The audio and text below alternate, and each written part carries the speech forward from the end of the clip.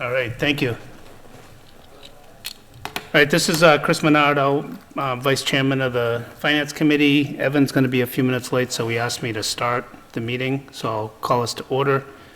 In accordance with the requirements of the open meeting law, please be advised that this meeting is being recorded and broadcast over the Lunenburg PAC and on Facebook Live on the Public Access Facebook channel page. It will be uploaded to Lunenburg Access YouTube channel after the meeting. This meeting will be held in person at the Bellata Meeting Room at Town Hall. Members of the public are welcome to attend this meeting in person. Note that while the option for remote attendance or participation is being provided as a courtesy to the public, the meeting will not be suspended or terminated if technological problems interrupt the virtual broadcast, unless otherwise required by law. Members of the public with particular interest in any specific item on the agenda should make plans for in-person versus virtual attendance. This agenda lists all the topics which may be discussed during the meeting and those reasonably anticipated by the chair. Votes may be taken as a result of these discussions. Not all items listed may in fact be discussed, and other items not listed may also be brought up for discussion to the extent permitted by the open meeting law. Let's rise for the Pledge of Allegiance. I pledge allegiance to the flag of the United States of America and to the republic for which it stands, one nation, under God, indivisible, with liberty and justice for all.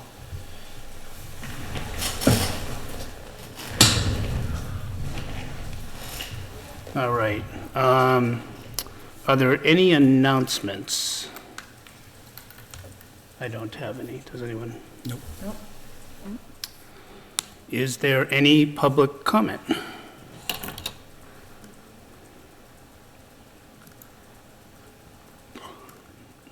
And I don't see any public. All right. Town manager's not online, I don't see. I don't think.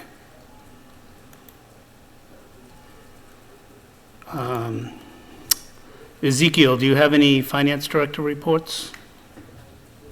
Earlier this afternoon, I sent over some stabilization fund balances per the request of the last meeting. So stabilization fund, this is pre-town meeting.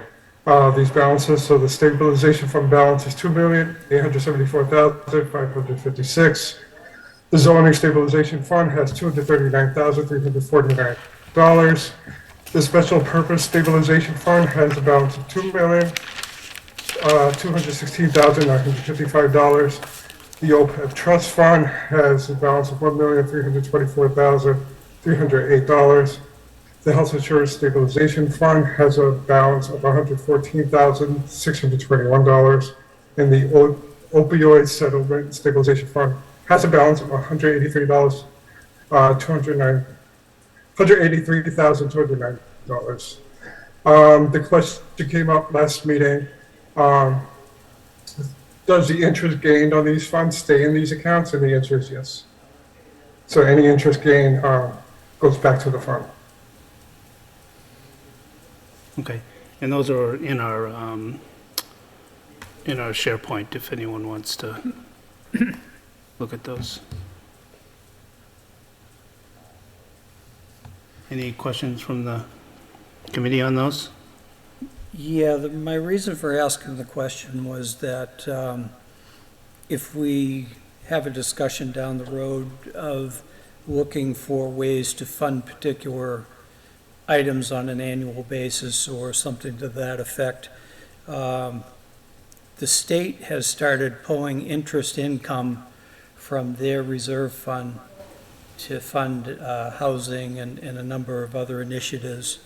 And so I was trying to get a handle on what kind of revenues those accounts were actually earning on, say, a quarterly basis.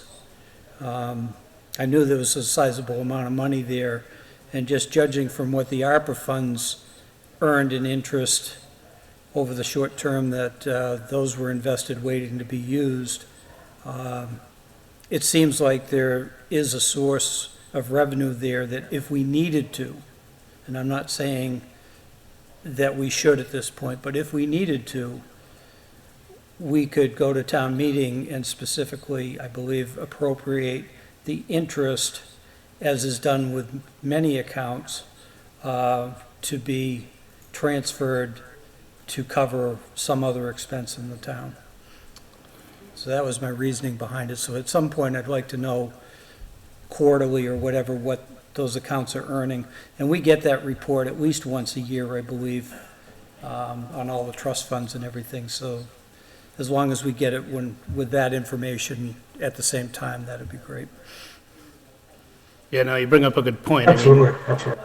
there's like $7 million in those 6 funds alone, and if they're earning just 5%, which is not hard right now, that's $350,000 a year. Correct.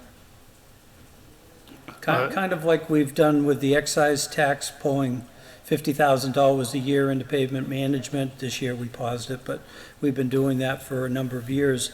You know, we could potentially do the same thing with the interest income from these accounts, and fund things that we desperately need, not things we just want, but things that we desperately need.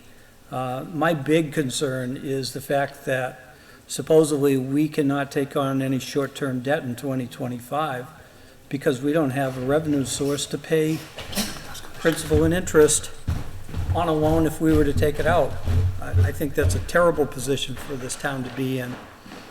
So I'm hoping we're going to be looking at all of these potential sources, and I do understand that that would reduce the total amount available when we do go to take a withdrawal from these special accounts to say to pay for a fire truck or big piece of equipment.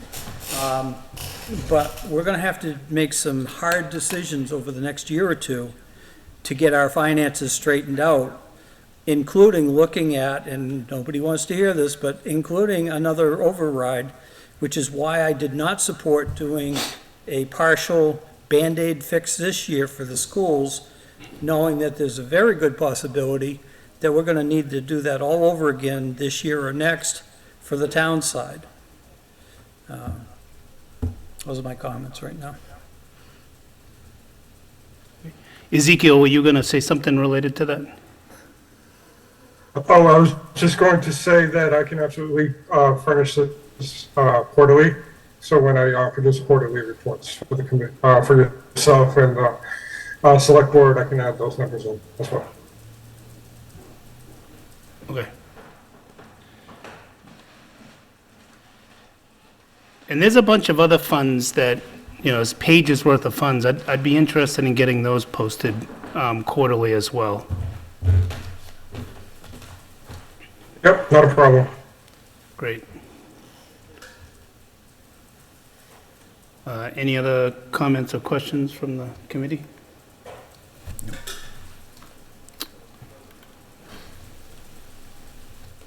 All right. And Ezekiel, did you have any other reports for tonight? Nope, that was all. Thank you. All right, thank you so much.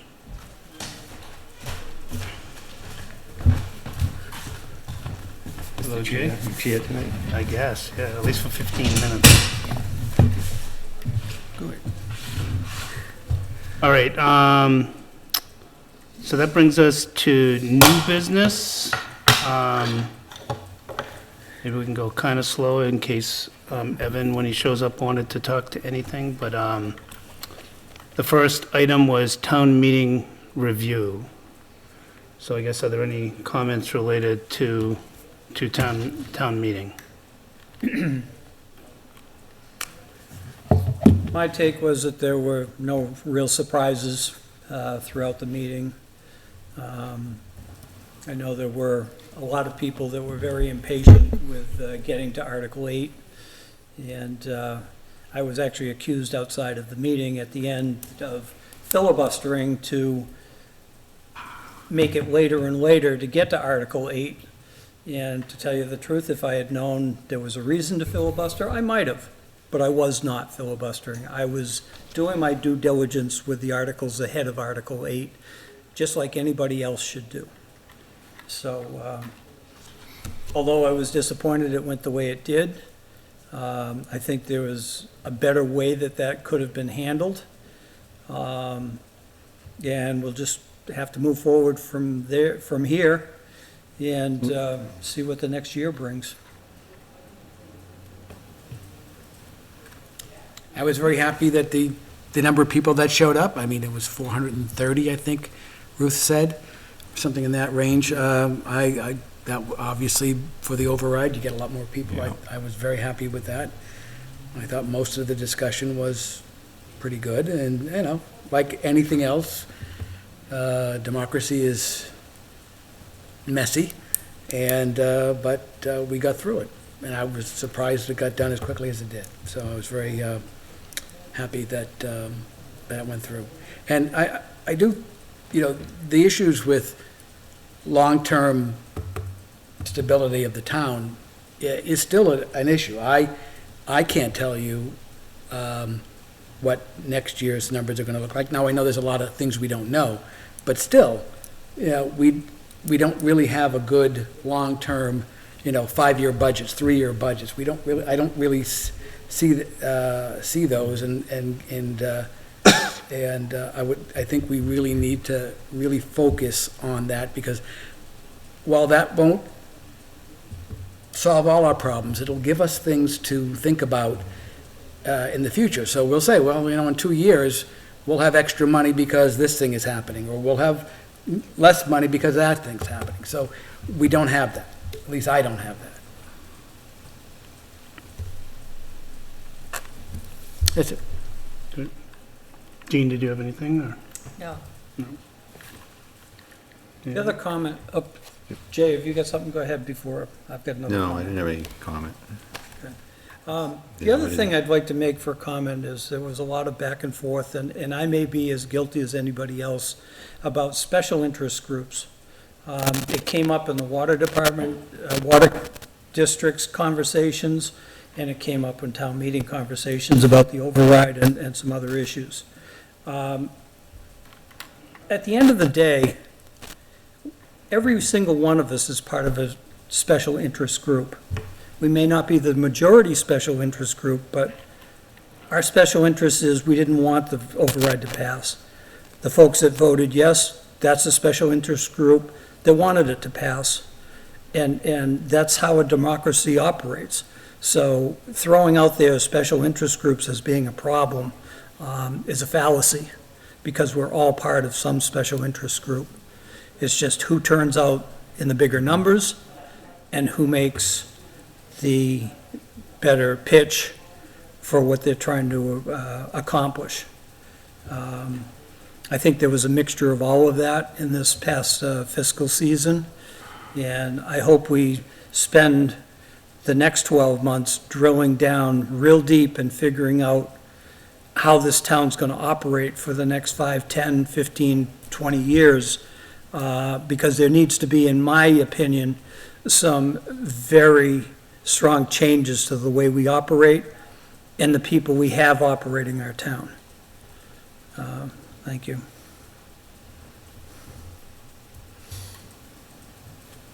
All right. Yeah, I don't know that I thought there was any surprises at the meeting.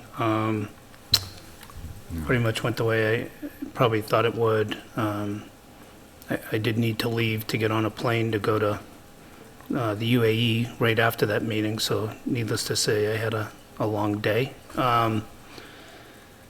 But yeah, I think that was good. One thing related to the long-term plan, you know, certainly an infusion of almost $1 million into the overarching budget will help us holistically. We are kicking off capital planning in the next couple weeks, a few weeks, probably the second week in June, trying to get to those, you know, better 10-year plans, 5-10-year plans.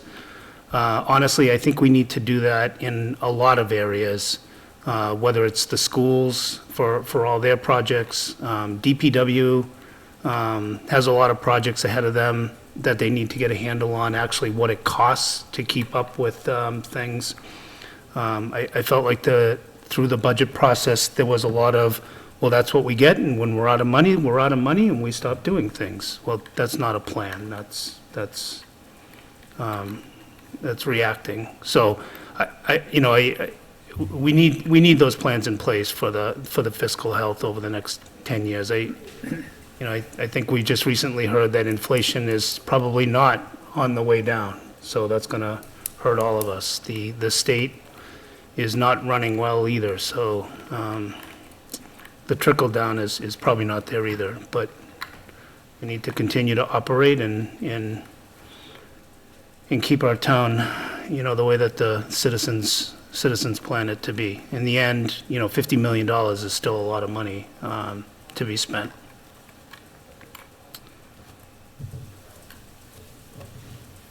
All right, any final thoughts on town meeting review?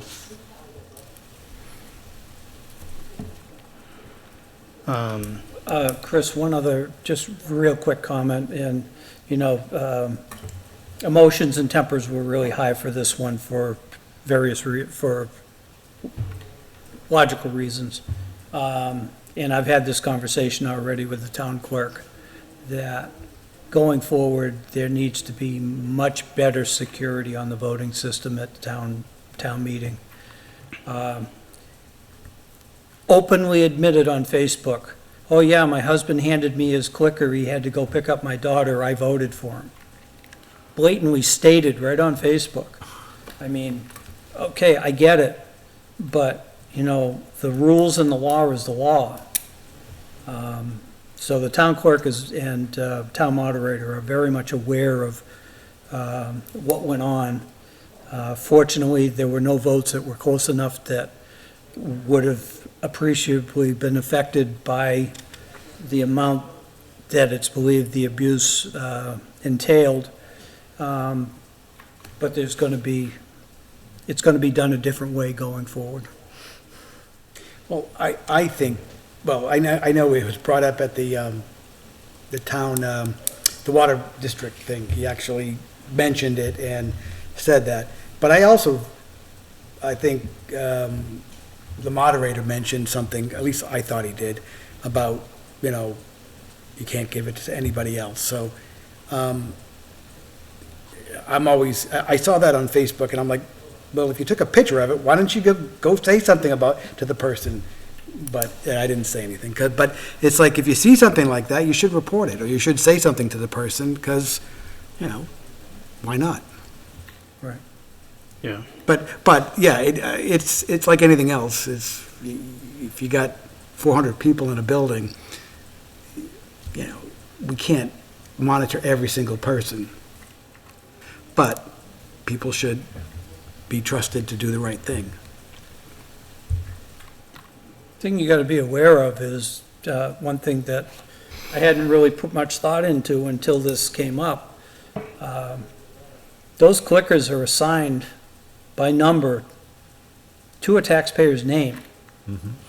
There's no autonomy anymore as to who votes what.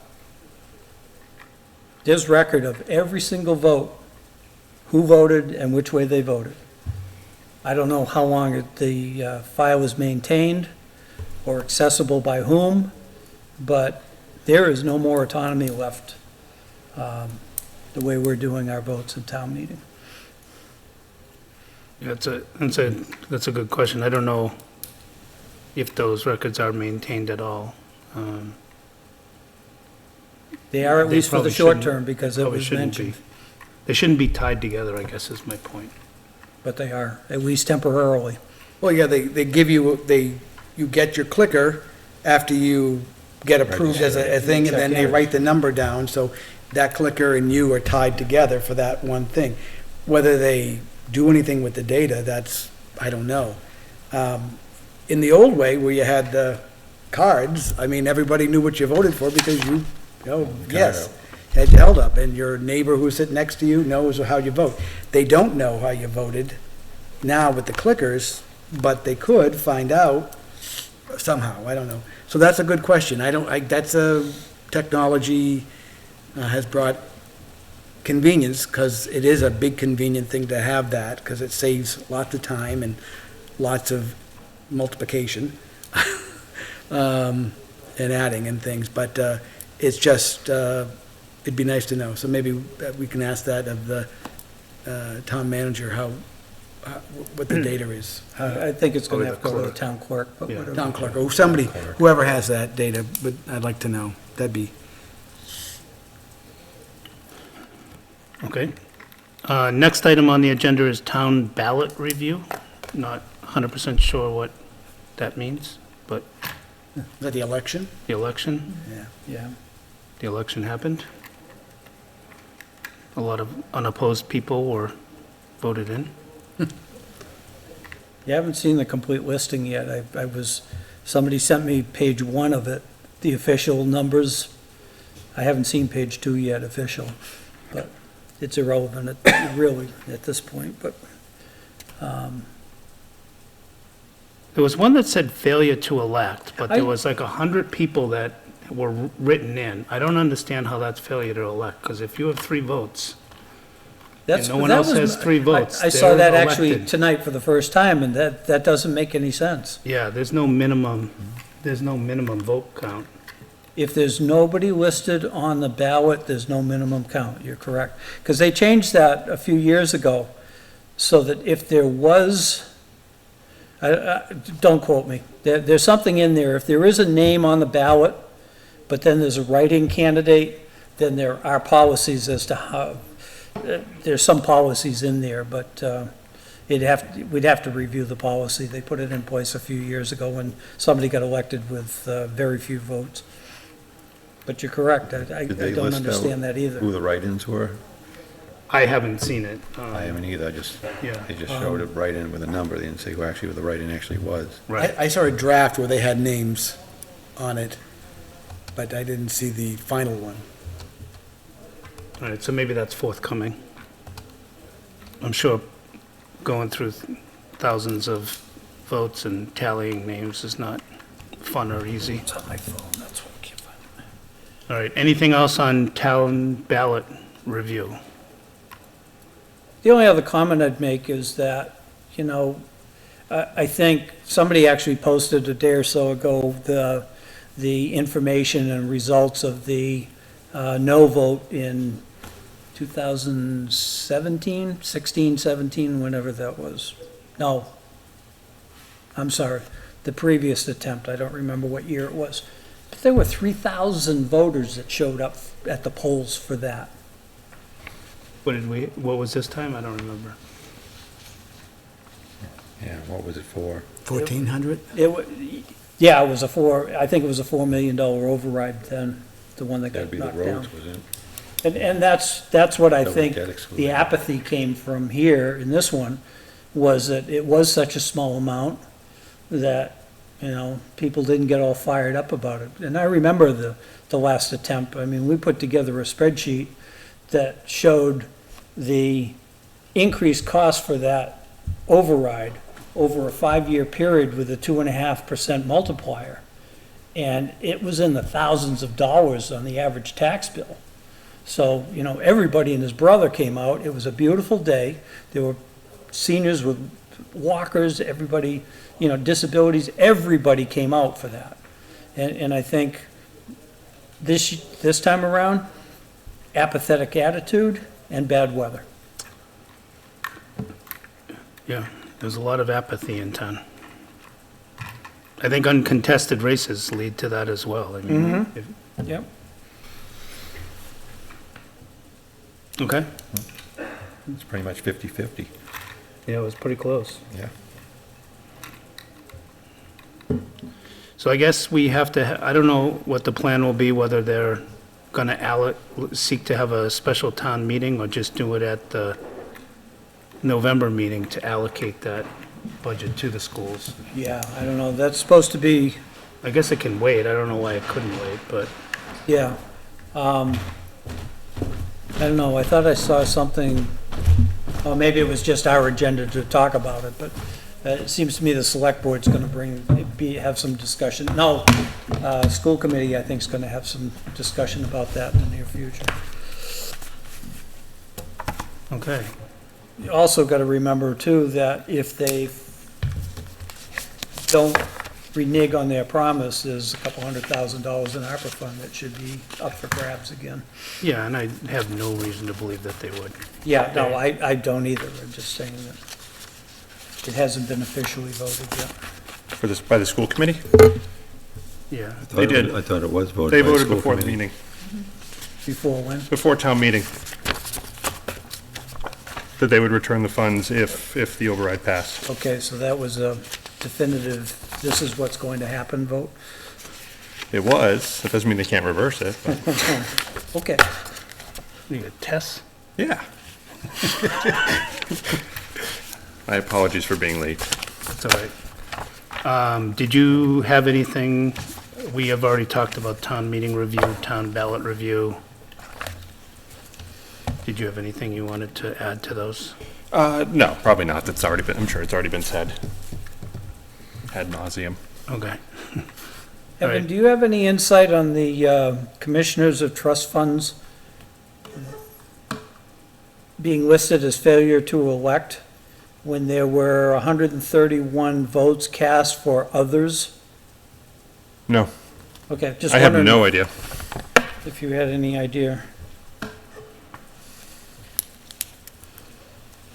I mean, I'm assuming others had names next to them. Yep. The people I wrote in had their names, so I didn't write anybody for the trust fund, though. Yeah.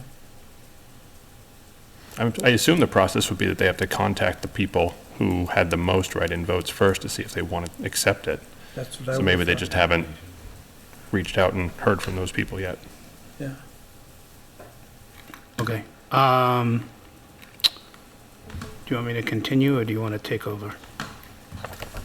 It's entirely up to you. What do you want to do? You're handing out Get in tests. practice, you let them get in practice. Exactly. I don't need practice. It's on here. I think number 9 is for reorganization. No, if you want. I just printed out agendas and Ezekiel's.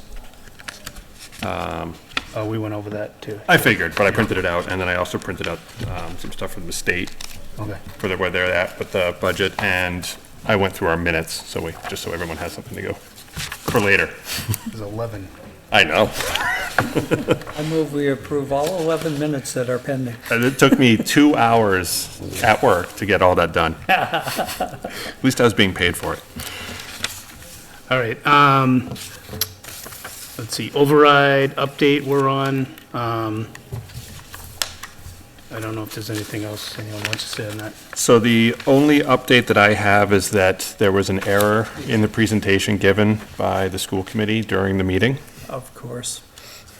that stated that at the very end, that the process would require, if the override passed and the ballot question passed, that a special town meeting would have to be called to appropriate the funds.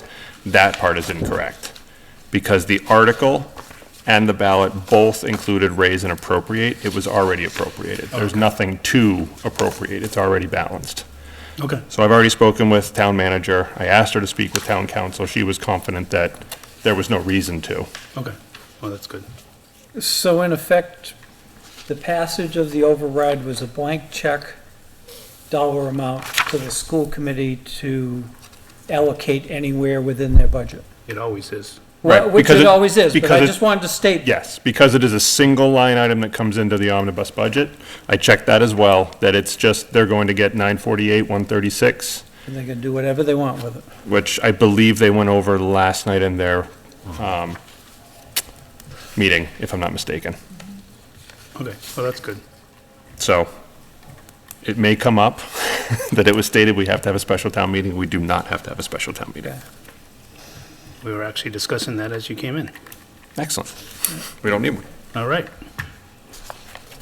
All right. Summer planning. Number one, what was your intent on this? Just So, these are topics we This can is just consider. going back through all of my notes that I've taken over the past few months of future topics that we've shelved. And clearly, we're not going to get through 8 different ones probably, but I wanted to at least kind of gauge the committee's preferences for where we want to kind of exert most of our energy for the top 2, the top 3, the top 4. So this is just the order that I have them. They're in no particular order whatsoever.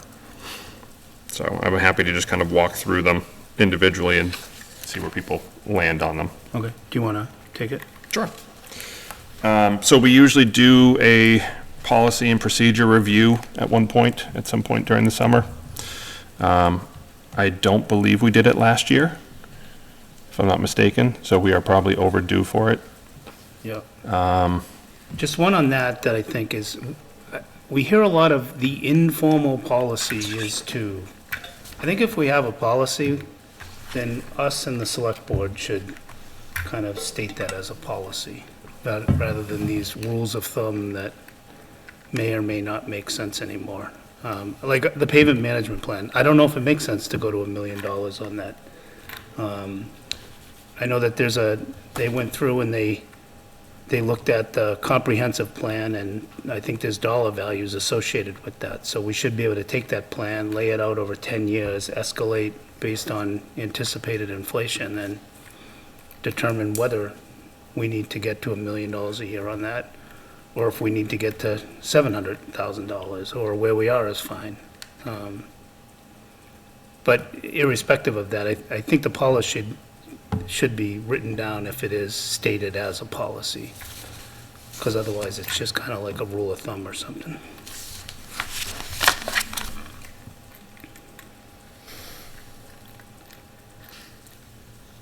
Over the years, there's been a lot of talk of reviewing our borrowing policy, which we never did a deep dive into, even, I'm going to say, 2 chairs ago. I remember it being done previous to me being on the Finance Committee. And it was a complete review of our borrowing policy that was recommended to the Board of Selectmen, and then they approved it. I think that's really something that's overdue. You know, we keep going back to the numbers that we have in place presently, but we've never taken a good close look as to whether those numbers are realistic or not. Yeah, I agree with that, Stephen, and I know that was put together when Karen was on the Finance Committee, so she's been on Parks for like 7 years, so it's Yeah. at least 7 years ago that she was, that they had looked at that. I mean, that may be a natural byproduct also of the Budget Committee. That may be something that The that task force. committee, that task force should look at. Yeah. And maybe if it comes from us to just reiterate that it hasn't been done in 7 years, and it really needs to have a good look taken at it, as one of our suggestions as a topic to be reviewed. I mean, I think it would fall right into their purview. If they're discussing where our budget is going to go and what we're going to be able to afford, we're going to need to know what we can finance Yep. Yeah. and how we're going to finance that, with what money. Honestly, I get the feel that it's going to be a while before this so-called committee, or whatever it's going to be, actually gets seated, because I sense some pushback already in the select board conversations Tuesday night. Well, if they don't set one up, I think we should set it up. And I So- think that it's necessary by the end of the year, because we got to go into next budget season with this behind us. So in talking with Select Person Emke, the only difference between the Finance Committee and her view of the Budget Task Force is just the people sitting on it, meaning that it would encompass people from the different departments in the town, which I think is fantastic, but if it doesn't materialize, it's the same group. Effectively, we would just have to reach out to different department heads and bring them in instead of having them actually seated on a committee Yeah. Well, yeah. or task force. So I agree. I think regardless of whether or not they do or do not have a task force formed, I think we may want to give them a date by, because it's a lot of work. I don't want to start it in August.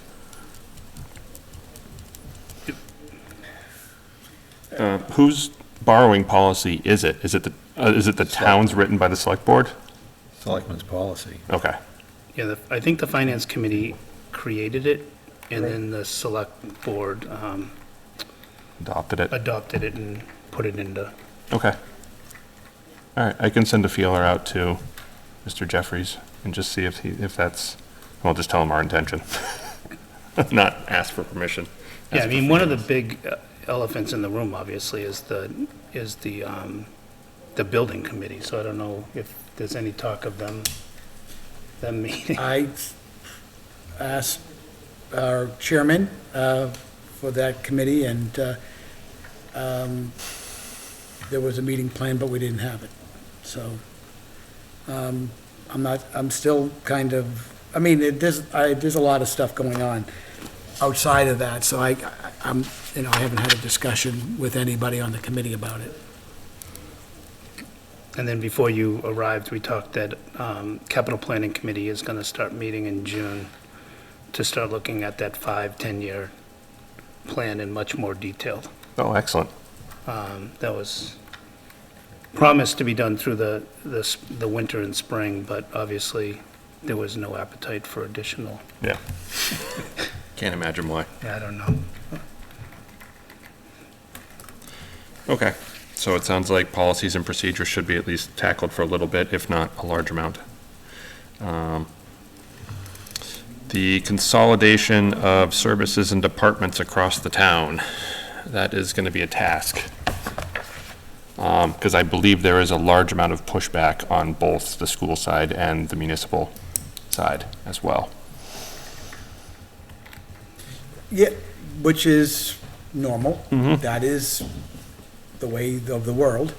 But I think our job is to, if they are right, that it's not a good thing to do, then let's review it and discuss it. And if they're right, then they're right. But if they're not, and it's more of a fiefdom thing, or, I don't want to rock the boat, or, I don't want to rely on them kind of thing, then I think if it can save the town money and, provide better service to the people of the town, I think we need to look at it.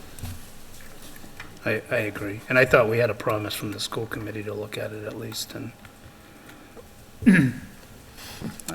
I would have no problem recommending zeroing budgets out and giving it to the school if that was the only course of action to make it happen. Except we don't have that authority until we get the town floor, which we could do. Yeah. You hold two Hold. line items and Yeah. recommend a transfer. But I mean, we gotta work on this together. I agree. This isn't going to get done if it's just the finance committee waving their arms and saying, hey, listen to us, you guys should do this. This is fiscally responsible. So at some point, we would need to have the cooperation of other entities within the town itself, especially when it comes to just trying to gather general information for the logistical portions of it and whether or not it makes sense in that regard. Yep. So, I mean, I'm happy to pull together meetings with, the DPW director and with the facilities directors across the town. It just, again, it's sort of, where does it fall on our list of important priorities for the summer? Because we only have a few months before we're going to be right back into this again for a special town meeting. So I think a lot of what I'm thinking in related to capital planning is that I'd like to see plans put in place. The DPW, as an example, I want a tree management plan, I want a pavement management plan, I want a sewer and stormwater management plan put in front of us that is backed with data and what it really takes to make this thing operational in 5 years or whatever it is, and then sustainable for 10 or 15 years. And it just can't be that, well, we historically get this amount of money, and when we run out of money, we stop doing something. Right. Our septic lines need to be looked at. We had potentially a telephone pole put through a septic line out in front of on Page Street apparently, and/or roots coming up through it, so there's a breach in that line. After a year of saying that they were fine. We need to get on top of this stuff, because it's gonna hit us pretty hard if we don't. We have a lot of aging infrastructure, and we need to fund it appropriately. I think if we approach the consolidation issue for now from the direction of trying to pull all the parties that you mentioned previously together and see what we get for their input. Because if all we're going to get is excuses as to why we can't do it, then I say we pull the plug on it. We sit and we rethink how we're going to approach it from a different angle, which I believe should be spend some time reaching out to other cities and towns, or towns basically, and get the data that we need to prove, one way or the other, that it might make sense or it doesn't make sense. Once you have that, then you have a basis to push forward with.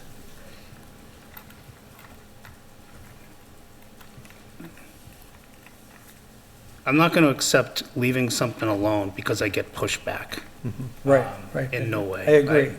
I agree, but You if, got to prove to me that it Yep. doesn't make sense to do. Yeah.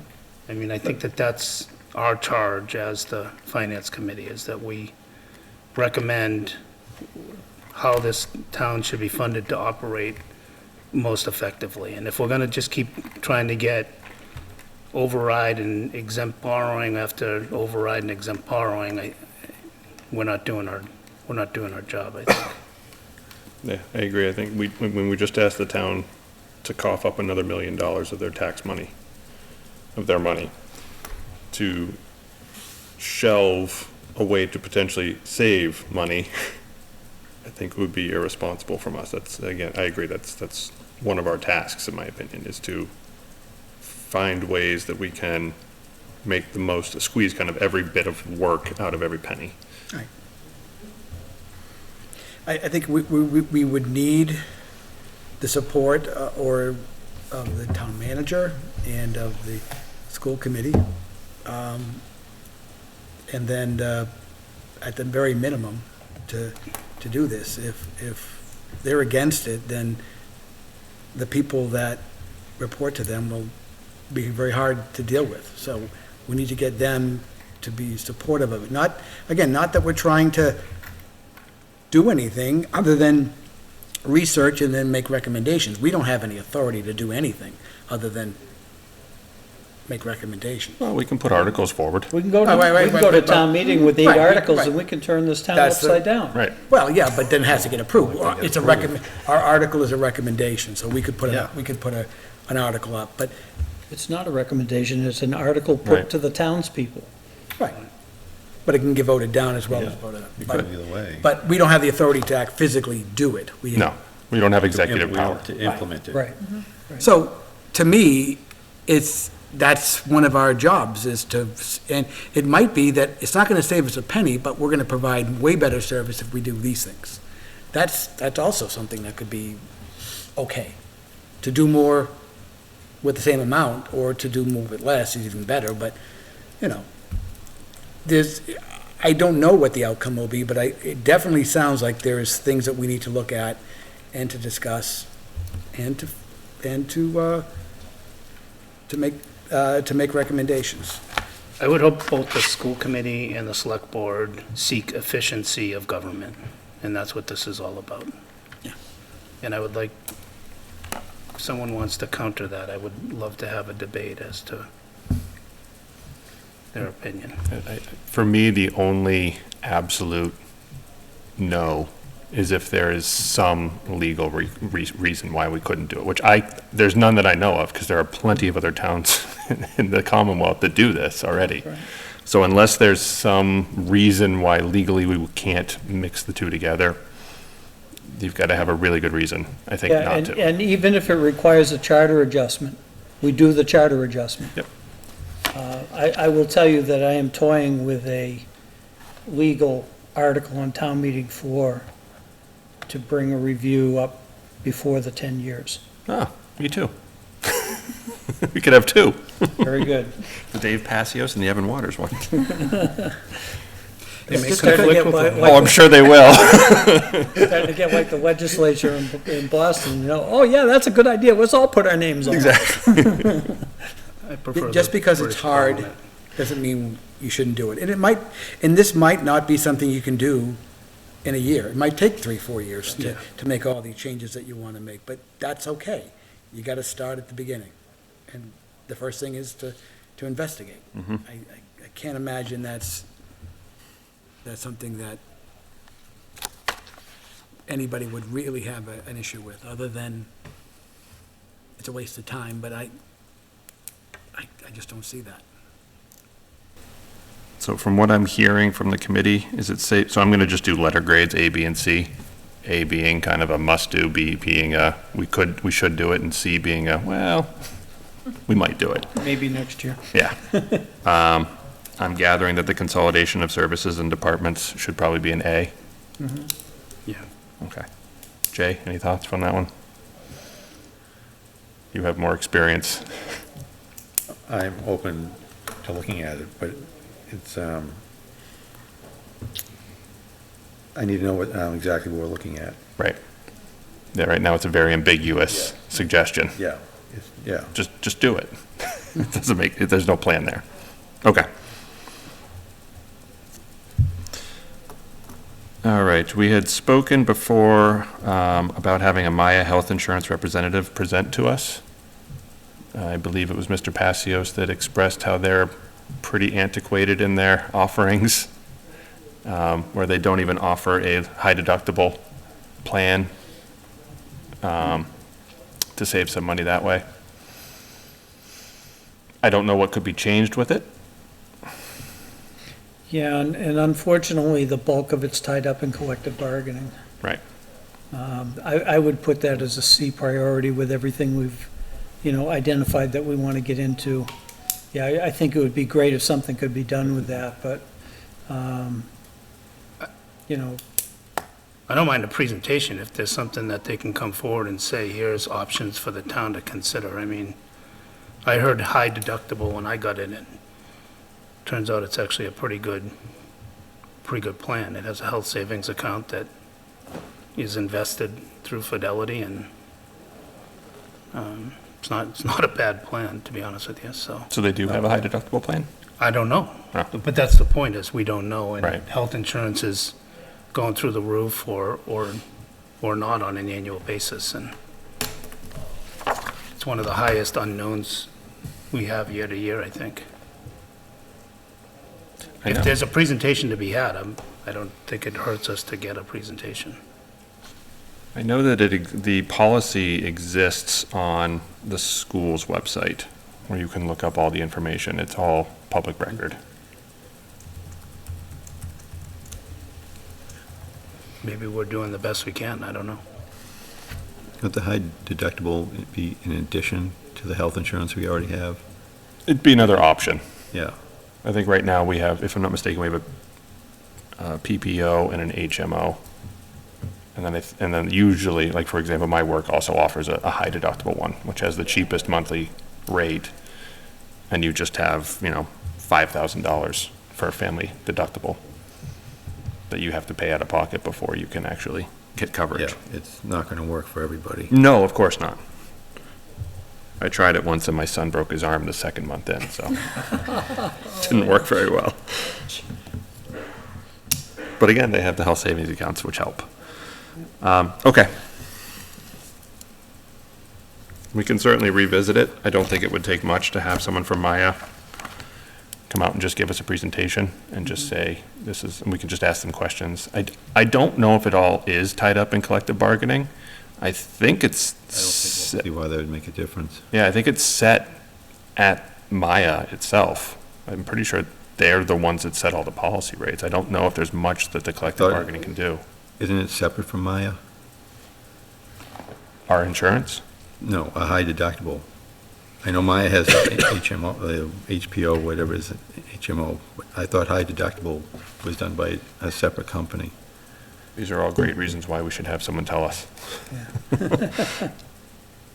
Again, the reason why I think we put it on here was just because it is one of our largest expenses that we have outside of. Yeah, it's a huge expense. I mean, just in town in general, it's millions of dollars.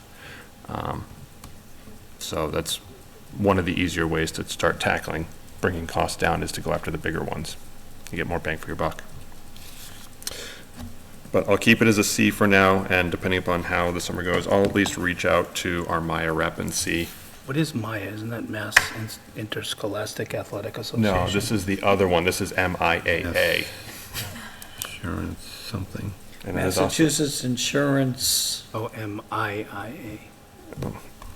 It's something Might be, association, they're our insurance carrier. Associated Association. Ms. Lemieux, you had an answer? I didn't see. Yeah, Massachusetts Interlocal Insurance Association.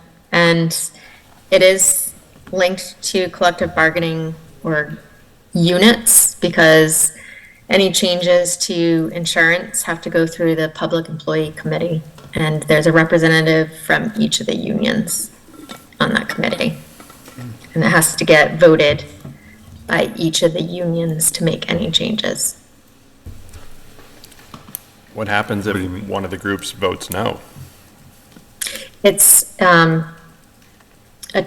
weighted by each union membership. Okay. So majority rules? Essentially, yes. It's an electoral To college system. to offer a plan? To change? Plan changes. Yep, there's an agreement, a public employee agreement in place every few years that establishes the offered plans.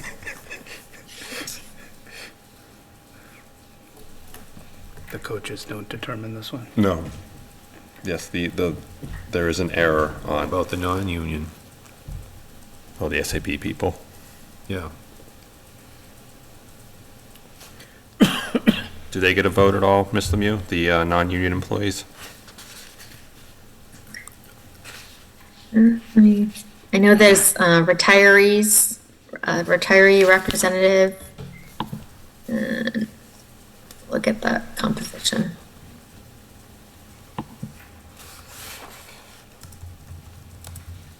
I don't think we need to solve it now, though, right? I mean, We I could. think it's worthy of a discussion if we can get a presentation on it.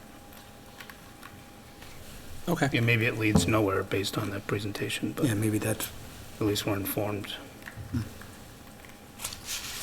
Okay. Gene, did you get one of these? Okay, I ended up with two. You have two of them, Dave? Oh, Anybody missing one? uh-oh. I was pretty sure I did the correlating perfectly, but probably not.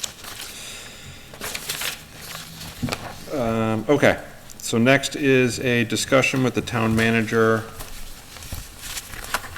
on debt exclusion projects.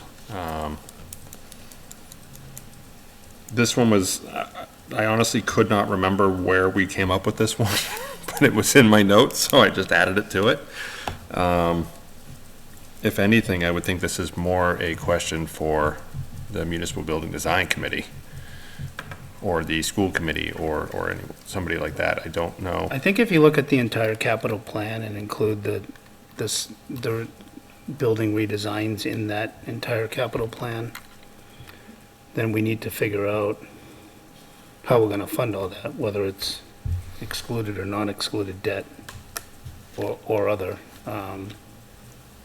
So I think once we gather some information on that, this would be a natural discussion, maybe leading into next budget season.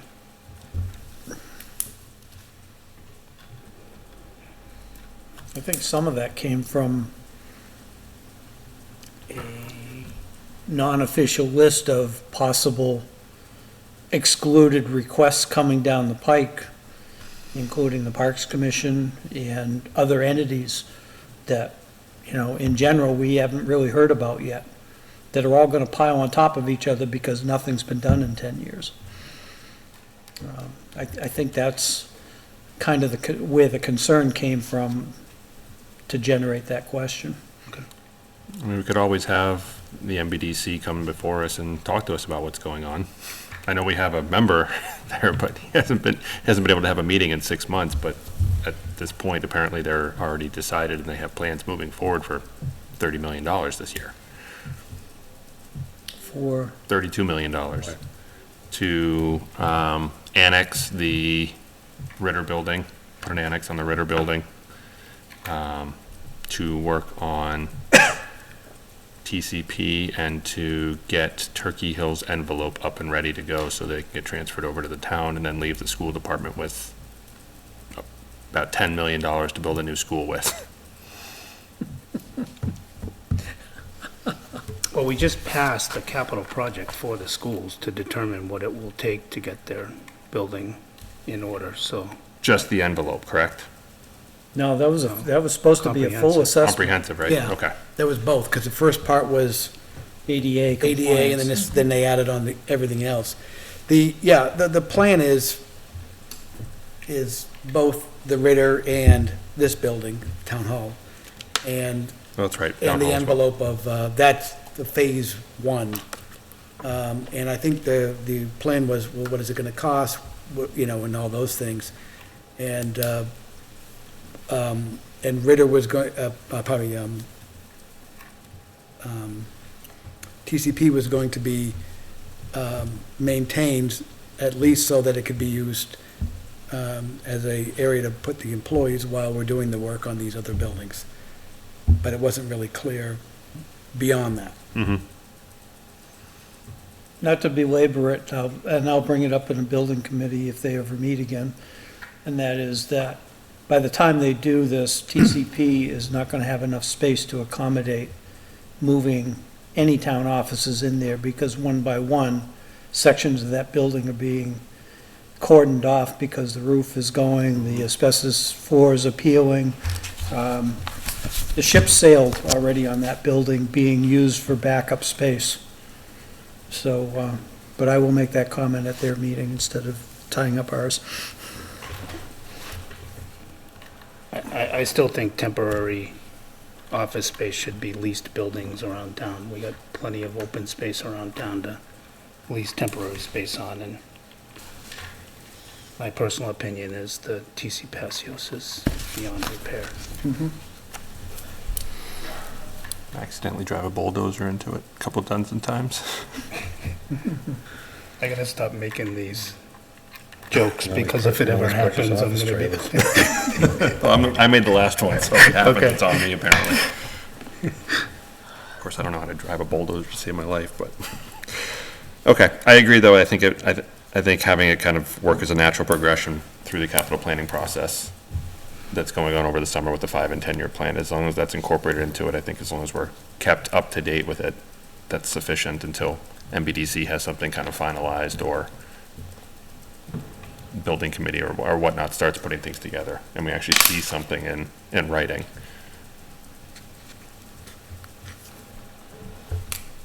So I will list that as probably a C as well, and it's just kind of, if it happens, it happens.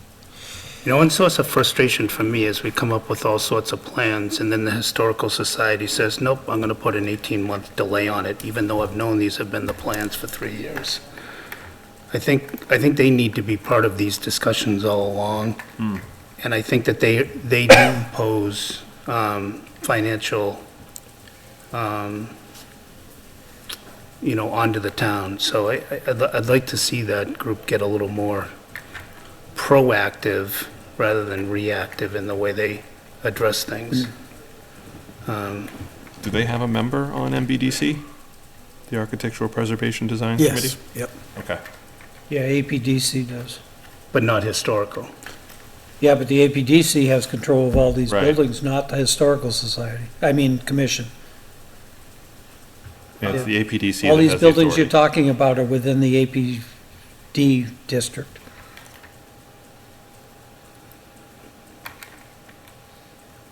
And there's been discussion, I haven't heard where it went, but APDC was talking about expanding the district down 2A. I would go the other way and eliminate the APDC before I did that, but You know, I just threw that out there for information because I did see it as an agenda item. I assume that would take a town vote though, right? yep. Yep. Okay.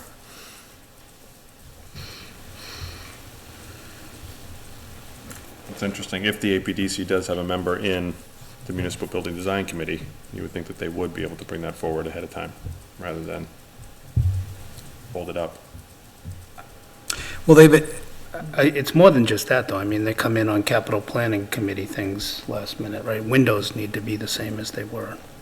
It should be more collaborative and proactive than reactive.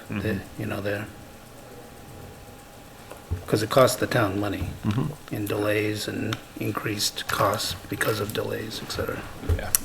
Chris, that needs to be a two-way street, though. And I'm not accusing anybody of not communicating two ways, but, committees and boards and entities know what bylaws we have in place and what the APDC is tasked with by those bylaws. So, my experience is that everybody tries to avoid letting them know that this is happening. And then they get word and they step in at the last minute because they weren't brought in at the beginning. We can agree to disagree on that one, but they're also secretive in nature. They don't televise. Their minutes are cryptic. Their agendas are cryptic.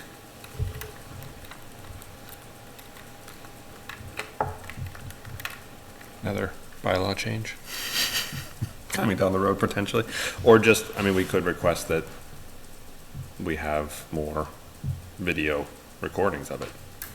There's nothing stopping us or nothing stopping the town from requesting that their meetings are recorded. I think there should be a bylaw that every town commission has to record every meeting. Be interesting to see a legal challenge on that one.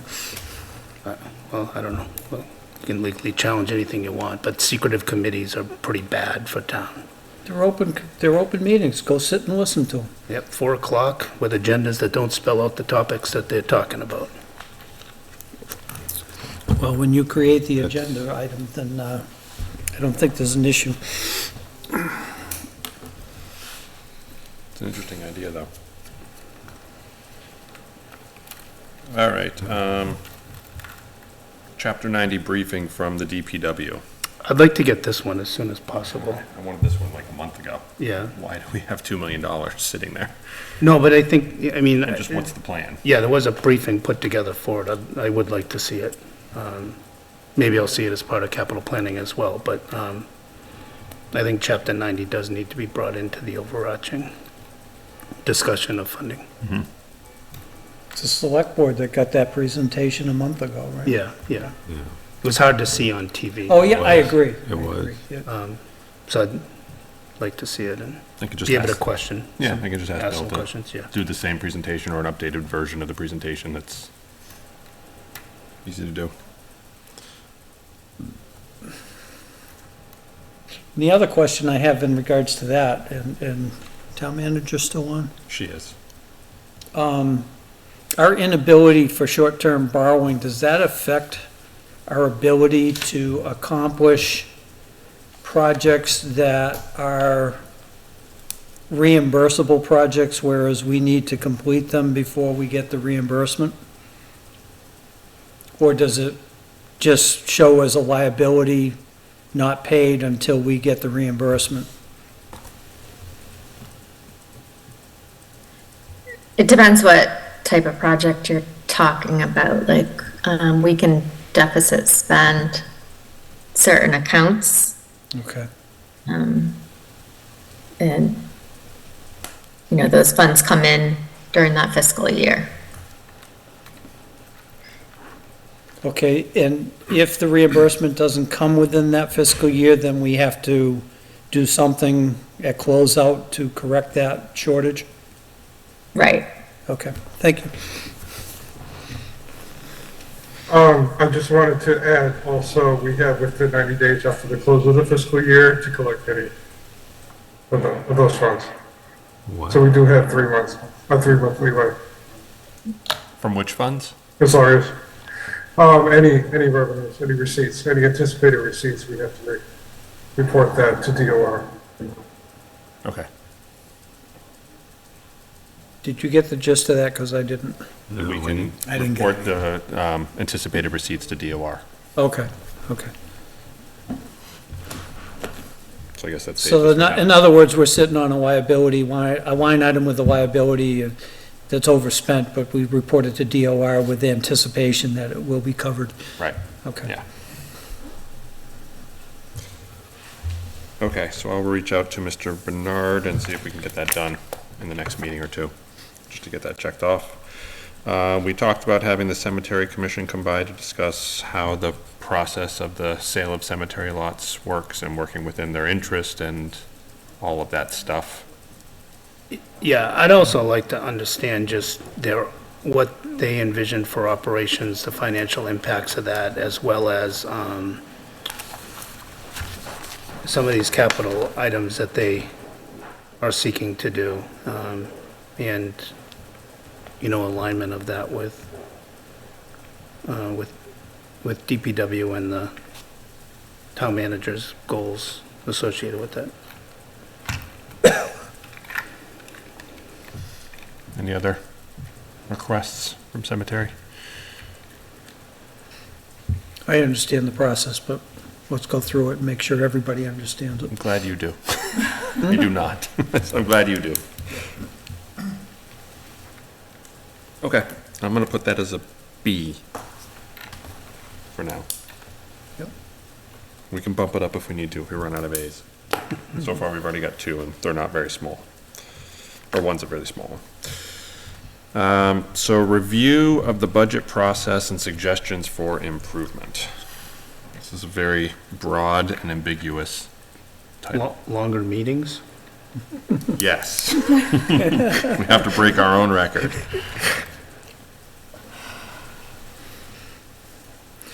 I think somehow we need to move up the timetable, and I know that Chris mentioned this. We're always pushed up against the back end. Yeah. And I don't know how we do it, but we need to move this whole process forward. And I know the first thing we're gonna hear is, oh, the bylaws or the charter or something says that it's due by this such and such a date. Well, by that date doesn't do it. We need to be a month ahead of that because we're never ready at town meeting or before town meeting. It's like Mr. Menard said that, how do these towns, cities and towns around us have their annual town meetings a month earlier than we do, and they have all the numbers they need? Yeah, they're making probably more assumptions than we are, but they don't seem to have any trouble pulling it together for a town meeting a month ahead of ours. Well, this is a great time to refer to this, to the blue paper that I sent to everyone. So this is in our drive as well. This is from DLS, the Division of Labor, Local Services, not labor. This is just the cherry sheet estimates for FY25 as it's gone through the state so far. So from the governor's plan to the House plan to the Senate Ways and Means proposal, and we're just waiting for conference committee before it's finalized. Why is it blue? This is from the state. I didn't do it. I just cleaned it up because it looked like crap. There were just spaces everywhere. There was things out of, yeah. It was, the dark blue was actually black type. So I fixed that. Could have fixed the blue.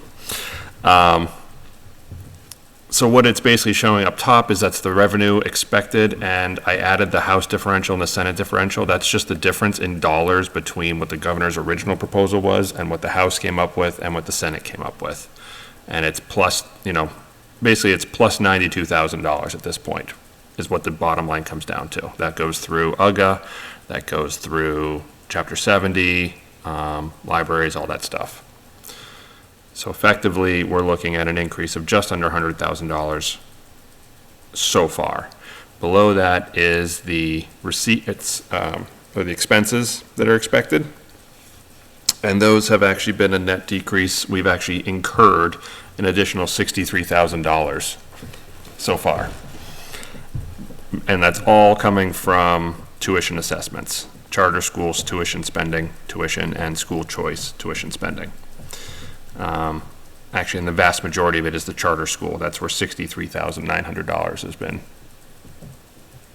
reduced from what we would have to, or added on to what we have to pay on the Senate side. So what the net of it is that there's a $29,000 difference between what the governor put forward in February, if I'm not mistaken, maybe March, and what the Senate has put forward in the last few weeks. And the reason I say that is that, I mean, the House is even closer at $3,800. The Senate being at $30,000. I don't think that we have to wait necessarily on our state delegation to get through the whole process, which allows us to get to the town meeting quicker. Because I know a lot of it is we rely on what the receipts are gonna come out as, we don't know what they're gonna come out with. We plan a lot, 30% of our, not 30%. No, it is 30%. 30% of our 30% of our actual budget comes from local receipts, or from cherry sheet receipts. So to say that we should be responsible and hold off until we have as clear a picture as possible is reasonable, but at the same time, we're talking $30,000 difference. We could use the governor's number and always make adjustments as need be, which we do anyways, because it never comes out to the same, which I'm sure is what the other towns around us are doing too. Yeah. I think the other thing that would speed up the process is some sort of budgeting software that the town and school both use, and that we have insight into, so that we're not asking for reports, we're just able to go in and see the data as it's changing. And, to run a $30 million school budget off of Excel seems a little, Risky. yeah, I mean, I'm pretty sure there's software that would do this. And I think it would just help everyone to be able to see reports and look at data quicker than getting it, a day or two before the meeting even, and which often doesn't even happen with the schools, because their meeting's the day before ours. So I do think the school needs to be pulled up in the agenda somehow. I mean, it's the largest item, and it's often the day before we have our final votes, and, It's historically the last meeting we have, the last presentation we have. yeah. I agree. We need time is the key. Yeah, I think to have the public hearing the week after, or to have public hearings shortly after, that close to the actual presentations, it's crammed in, we don't have time to digest it. And if it's our task to digest it and fully understand it, and then have an opportunity to make suggestions, it doesn't happen until we get into April, and by then it's too late. I do like the idea of a budgeting software. I'm sure that it has to exist. And that would be another consolidation.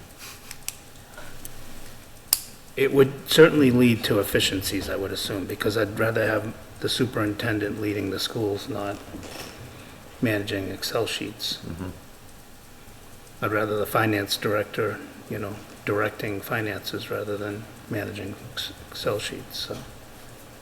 And for us, if we can just have, good reports that naturally spit out of things and able to look into it, then I think we're able to do our job, even do our homework early in the process, so that the meetings themselves go by quicker. And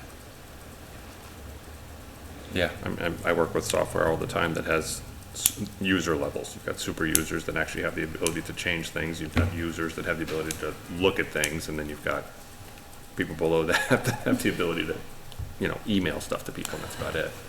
So it's, in trends, I mean, I was looking at school trends, but I had to pull that all together by myself, and I don't even know if I had it 100% right, but it helps you to look at where problems are. And if you can graph stuff, then it's very visual to see where changes are occurring.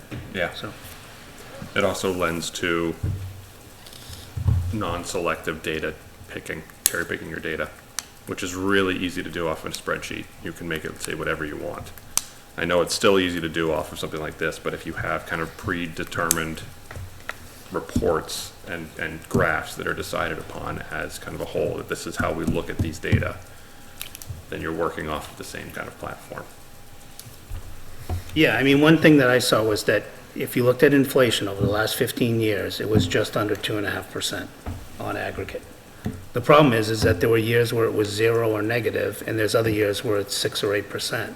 But I think that drives it towards, if we can agree that 2.5% happens to magically be the average inflation over the long hauls, maybe some of our policies needs to be that if you're in years of near zero inflation, you do need to stock away, that 2.5% so that you can cover the 5% years. That kind of gets back to the policies and procedures, but I think lacking the insight into the forecasting as well as historical aspects of budgeting, I think you just make better decisions and we can make better recommendations on things. It's just easier to manage with software that's built Right. for that. Excel spreadsheets are fine, but they're for taking data out and then playing around with it on your own, not to run a $30 million school system in a $45 million, $50 million town.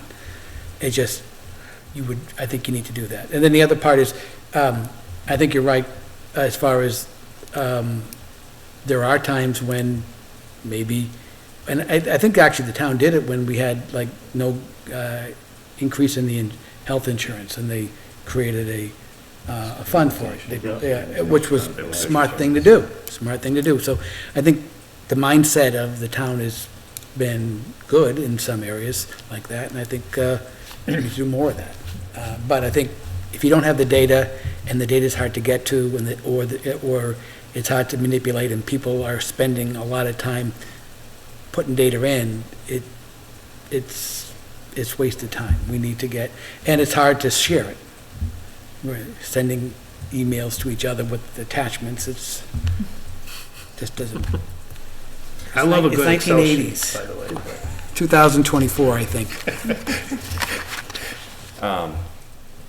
Even though the average of the inflation was 2.5% over that long period, I would be curious to know sort of what the mode is on that one as well, what the spread is.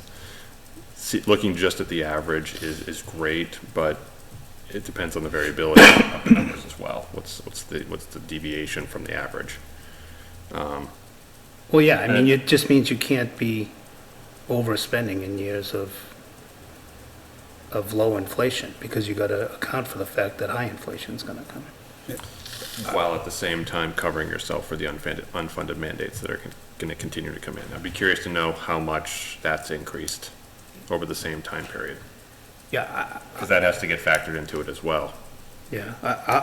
I'll tell you, my hat's off to Milton, who said, I hear your unfunded mandate, but we're just not gonna, Yep. we're not gonna play. I think we should be doing that over and over and over again. Take the penalty. Yep, take the penalty. Yep. Take it. Bring it on. Finance Committee's going to have a lot of articles in special town meeting. The thing about 2.5, Proposition 2.5, it has nothing to do with inflation, because to anybody who was alive in 1980, when it was passed, 2.5 inflation was a dream. Yeah. A magical dream that we wished we could be at. So it has nothing to do with that. We did have, from 1980 to now, we've had a period, some part of that was relatively low inflation, the other part was demographics for schools, as the baby boomers were leaving school, and the baby bus, after the people that followed my generation came in, and we had fewer schools, so you were closing down schools and saving money that way. So, 2.5 has been successful historically for a lot of different reasons, but it's, inflation has been good, but it's also other things. But I think I do think that we need to, because of this limitation, I think you're right, if we have a low inflation period, we need to figure out what to do with that extra money, or not just spend it, and say, oh, we have this extra money, let's grow. Let's do something we haven't done before. Maybe we're going to need that 2 years down the road. We will never know what inflation will be 3 years from now, because That's just impossible to know. So we have to be risk averse and have to have flexibility. But again, we do need software. That brings to mind a question that I never got answered through the budget process. Excuse me, and that was, is there a mechanism for the school department or the town to create a reserve account for the benefit of the school department? You're getting ahead of us. What's that? You're getting ahead. That's number 8. Oh, okay, sorry. That's fine, go ahead. It brings us right It into came to mind, so I figured I'd, That's before exactly before why it it's went on back there. out of my mind. I mean, I won't even get into our discussion about our present reserve account, because that's for another day, as to how that's being handled or not administered or whatever. But I can't imagine there isn't a mechanism that allows the school department to have, let's just call it a rainy day fund, because all we heard about all last year was, oh, this unanticipated breakdown happened, and we don't know how we're gonna fix it or, afford to do it. There should be a contingency for that. That's why we have a reserve account on the town side. That's just poor budgeting, as far as I'm concerned. And like you said, spending every penny that's allocated, well, I'm not so sure that's the best way to operate.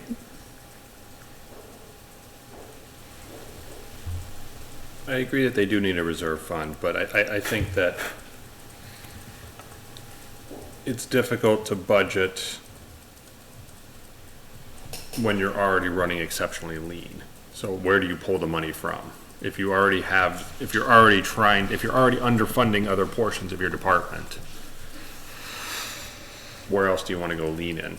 I mean, the idea, from what I understand, was that they went lean by taking away from those exact lines. Your maintenance lines, your facilities lines, those went first so that they could keep teachers.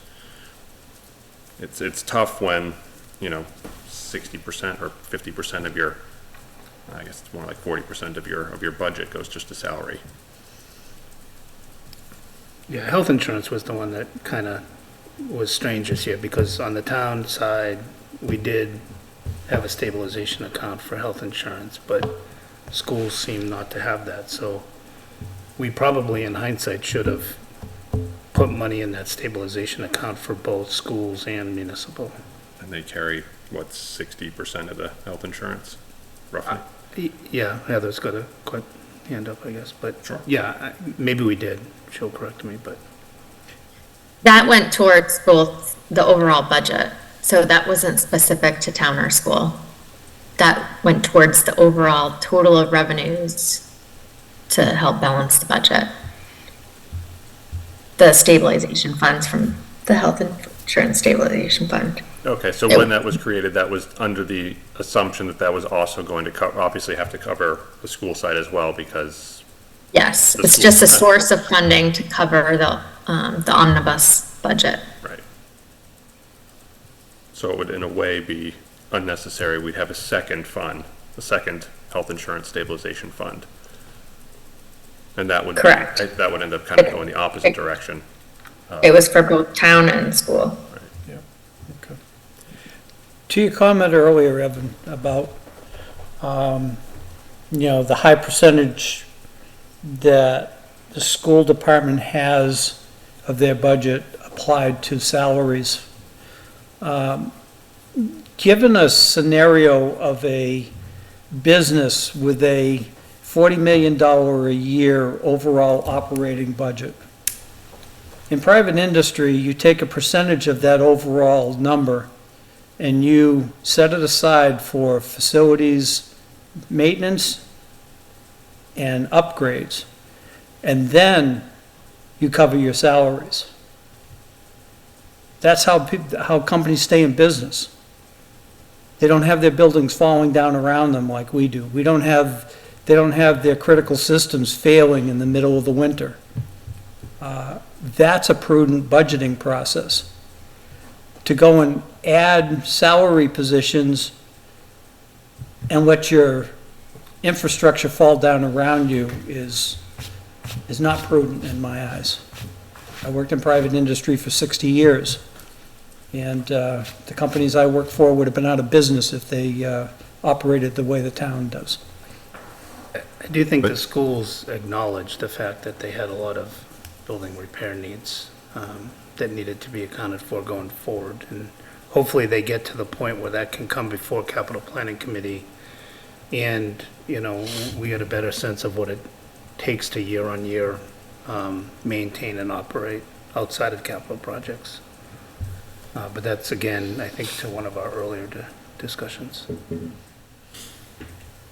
That doesn't address my point, though. The budget is already lopsided in a direction that is not sustainable for a good operation from a financial point of view. I mean, I would argue that they're not a private industry, though. Yeah. They're a public entity, they're a municipal entity. So while it should still have tenets of that plan and that foresight and planning, I think that it's also reasonable to assume that their mission is different than the mission of a company. The mission of a company is to make money. I work for a company, their job is to make money. That's all their job is. At the end of the day, they couldn't care less if I'm there or if I'm not. The school's task is not to make money, the school's task is to educate. And I think that to go back even further, I think that just drives even more reasoning to look at the consolidation of facilities. Get it out of the school's hands.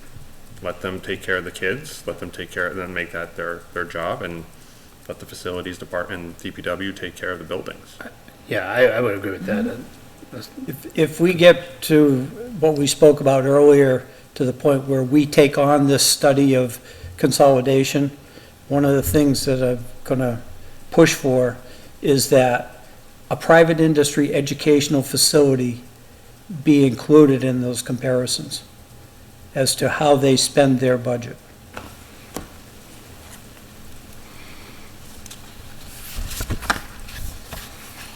Okay. Sure. It just broadens the comparison. Yeah. And I understand, it just drives me crazy every time somebody brings up municipal government is different from private industry. They It are. is in many ways, but only because the people in Boston give municipal governments all these things that they don't have to do, that the general public has to do. Put it on an even playing field, and you would have to run a town the same way you run a private business. I think a town should be run the same way as a business is run. I see no reason not to run it that way. I mean, a nonprofit, you're not trying to seek profit, but That's about as far as I would go as an NGO. Yeah. I mean, Government laws are different. the concepts and management and the fiscal responsibilities are the same. The missions are different. I'll tell you that working in the financial industry, there's plenty of that banks and credit unions and other financial institutions have expenses due to regulations from the federal government, state government, similar to, unfunded mandates. We don't call it that because we don't get funded by the federal government or anybody. But many industries are like that. There's a lot of government regulation and things like that they don't say, oh, yeah, there's a regulation. Oh, by the way, GM, here's $3 billion to implement that. GM has to go implement it on their own dollar. So it's the same. There's some things that are similar. But the problem with our town and many towns is buildings are the last things, because it can be put off. Maintenance of buildings can be put off. So if you're going to save a teacher or redo put money aside for a new roof, you're going to save a teacher, because that's the most important thing today. And that's just how it's always been. And that's why you can go around to most towns, I bet you, and you can look around and look at the buildings in the schools. There's tons of deferred maintenance. That's just the way it is. And, it's not that, not every business doesn't have that. If you're a failing business, you'll probably have deferred maintenance too, because you're saying, I need more salespeople so I can generate more revenue, and I'm not gonna worry about corporate headquarters being fixed up to look nice, because I need the revenue. That's so, it happens in private industry too, but. I'm going to put that as an A, Yeah. since we just spent 20 minutes on it. Yeah. All right, earmarked cherry sheet money distribution. So this, I believe, Mr. Passios, is what you were starting to get to.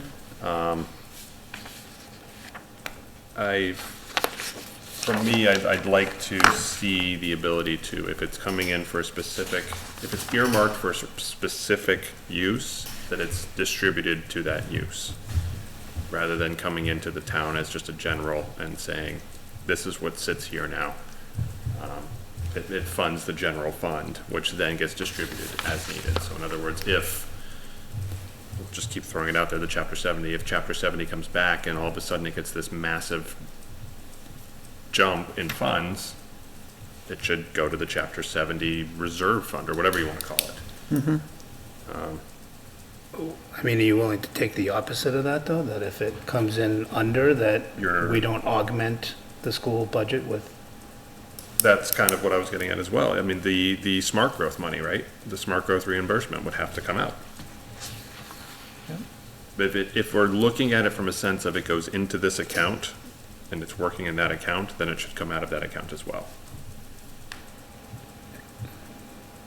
It's worthy of a discussion, I guess, but to me, it's like, which pocket are you pulling your money out of? I mean, I got like 5 bank accounts, and I don't know why, but sometimes I pull from this one, and sometimes I pull from that one, but, I mean, it's just accounting at some level. I mean, it is accounting. I mean, it still is going to come into the town and go out of the town in the same way. At the end of the day, it's the same. It's going to come down to a $0 amount at the end. And you're just going to take all the accounts together and funnel them down to a single total number. But I think it does make sense that if, other departments are getting additional state or federal funding that comes in that was unexpected and wasn't included in their original budget in the omnibus lines, then why should it go to the general fund if it's already been kind of worked out who's going to get what money? All you're doing is just increase, you've already got the different bank accounts, you're just adding it to that specific bank account. It seems to me the net effect of that would be that Chapter 70's gone up by like 1%. And it's a third of the school's budget. So if we go up by 2.5% across town, we're gonna say schools, you get 2.2 because Chapter 70 didn't meet their needs, so. Well, Chapter 70 is going to always be, at best, it'll be held harmless, right? You're going to get the minimum increase, so you can already predict what that's going to be. Anything above and Unless we get beyond legislators that go off and actually fight for small towns. could not agree anymore. And this is a massive problem across the whole state, so I don't know how there's not a revolution forming on There's either Chapter 70 funding. There's either 211 or 218, there's discussion as to which number it is, districts in the state that are held harmless this year. I mean, don't we have pitchforks out here? And Mine's already covered in pig manure too. It should light up really quickly. Well, I mean, there is, I've had this, I've heard that there is discussion. There's been a lot of discussions by towns like us having this kind of problem, so hopefully that can help. But, it appears to me, from what I read, is that they're really the state focusing money on community colleges and things like that, rather than, they're not focusing on towns, but that's their bigger focus. So, it would be advantageous to have our representatives remind the governor that we do exist. We, and not just us, every other town would, and so maybe they will put more in to that fund. And yeah, we get held harmless, but that number's bigger. There's also to add on another layer of complexity, we're in year 4 of 6, I believe, of the Student Opportunity Act. So I don't think there's going to be much appetite at the state level for changing anything to Chapter 70 while they're in the middle of doing the SOA. Which I disagree with. I think if the SOA isn't working as it was intended and Chapter 70 is now negatively hitting just about every, 3/4 of the towns and municipalities in the Commonwealth, then stop waiting for the data to come in and make the change.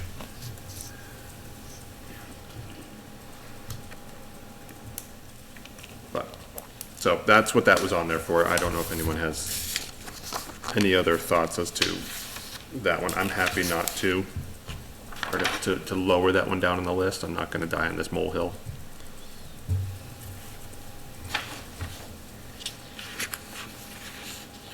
I understand what you're saying, it seems to me there's bigger ones to. Oh, I agree. I don't think it's high, at most, I would say it's a B, if not a C.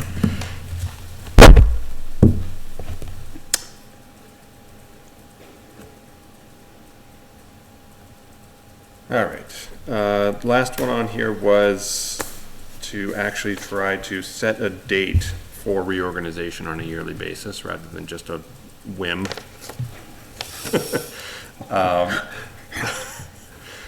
And what I thought of is to go a month after the fiscal year starts, so that anyone who's changing out, in theory, would be starting, well, if it's ideal, starting July 1st. That gives someone a month to kind of catch up or whatnot, and just to kind of set it for the first meeting or the second Thursday in August each year. Good. According to the website, Tom, you're up this year and you're the only one up this year, which makes no sense. That's another project that's gonna have to be done. Because there's 3 expiring in '26, 3 expiring in '25, and then just you this year. Yeah, something's wrong. So it's 3 years? It's 3 usually years, 3, so and it that should be makes sense. 2, 2, 3. I think, yeah, 2, 2, 3. Yeah, we've had people come and go off the board, so But they're Do supposed they- to be reappointed for the remaining to of the term. complete a remaining number of years. we don't seem to do a good job in town of keeping track of which seat is up, and I don't know how there's not a ledger somewhere by law of the seat in software. I do But, know that Annie's been tasked with going back through all of the appointed committees to get the dates straightened out, because there are multiple issues across many, many boards and commissions, committees, whatever you want to call them. That the expiration date of terms is wrong on many of them. I think I did look at the minutes from the finance appointment committee meetings, and what's on the website aligned to what was appointed, but it seems like they were fed the wrong dates for when some of these were meant to be, so. And that's usually what feeds the error. Because I've sat in appointment hearings with the select board with all the appointments that they do every year, and quite often, in their motion, they don't even have a year to expire in the motion, because they don't know. So is anyone willing to give up their position for this year to join Tom? Just do it ourselves. I mean, maybe it's just something you need to fix in a few years, but Tom, it seems like you're the one that's Right. up this year. Now, when I came back in, I was reappointed to my seat, I believe. Is that correct or no? I don't know. I have no idea. I don't think we get minutes from the appointing committee either. They're online, yep. There are minutes for it? Yeah, in fact, they hold their meeting and approve their minutes as their last action of the meeting. Yeah. Oh, that's right, they do. Yeah. Otherwise, the It's the meetings, the minutes would never be up there. Right, right. So I mean, if that's the case, we could just work backwards and figure out who was taking whose position. Well, yeah, it seems as though the clerk should be figuring it out. But I mean, it seems as though these people were appointed into these roles, if my spot checking was right, but it seems like it needs to get on cycle again somehow. If Annie was tasked with it, though, I'm happy to let Annie work it out initially. Yeah, and I'm not, now that I think about it, I'm not sure if she's looking at the finance committee because we're appointed by the appointing committee, not the select board. So I retract that statement relative to this committee. Ms. Town Manager, can you confirm or deny Annie's plan to look at the Finance Committee? I actually did it myself for the committees that the board, the select board, and we found 3 terms that were needed to be corrected for the various committees. So it's not a multitude, it was 3. And Finance Committee, we can do the same thing. It's a matter of going back to where it was a correct distribution of terms, and just sometimes someone resigns midterm, and instead of fulfilling that term, original term, it's another 3-year term, and that's where it gets, sometimes, that's what I've seen. My guess would be it's the year that Peter went to the school committee, because he's the last one I can think of that's left midterm. Well, we were down to 5 members for how long? We had Tom left. And But Tom left at the end of the fiscal, after, Right at the end of his 3-year. right. So whoever replaced him should have been appointed for 3 years. No, because he started the same time I did. Yeah. And I'm just ending my first term, so, But they get appointed for different terms. oh, maybe he only got appointed for 2 Right, years? right. Okay. 1, 2, and 3, yeah. Yeah, we're not gonna figure it out here tonight. No, we're not. Honestly, Absolutely not. honestly, I think it's Jean's is wrong, because Jay and I were appointed in 2023 to 2026. And remember, they almost forgot about yours? You had to do like Right. an emergency one almost. Yeah. And I think we were the only 2 for that 2026, but again, that's a bit of speculation on it, but whatever. I look Yeah. forward to hearing what we find. Yeah. The other one that Dave and I will probably, is the Capital Planning Committee is a 3-year appointment. And I know like each board seems to just do that every year. We don't, because we recognize it as a 3-year appointment. But, so I don't know, I kind of feel like school committee and select board may not be doing that one properly. Who's the Yeah, and it's one thing if you planning have, board?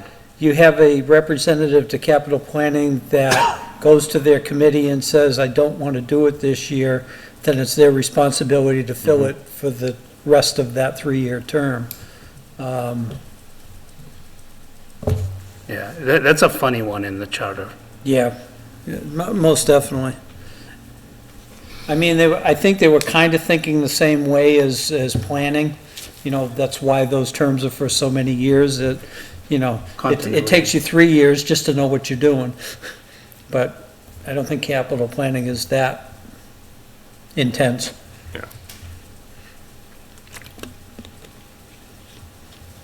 Okay, so are we okay with doing reorgs the first meeting in August?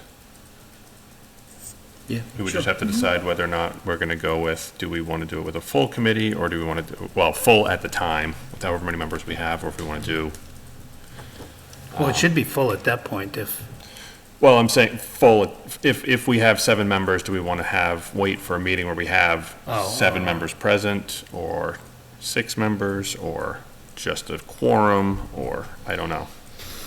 Because it's tricky to poll 7 members for every meeting. yeah, I guess Simple guess if the majority on person- this board would be 5, correct? Before. 4, Yeah.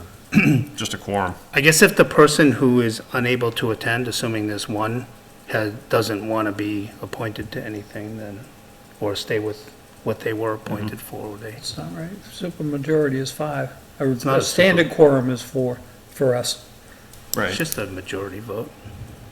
I don't think it's a super majority, it's not 2/3. I mean, if we set it for a specific date, as the first meeting in August, then if whoever's not able to be here knows exactly when it's going to be and has time to message Yeah, members Yeah.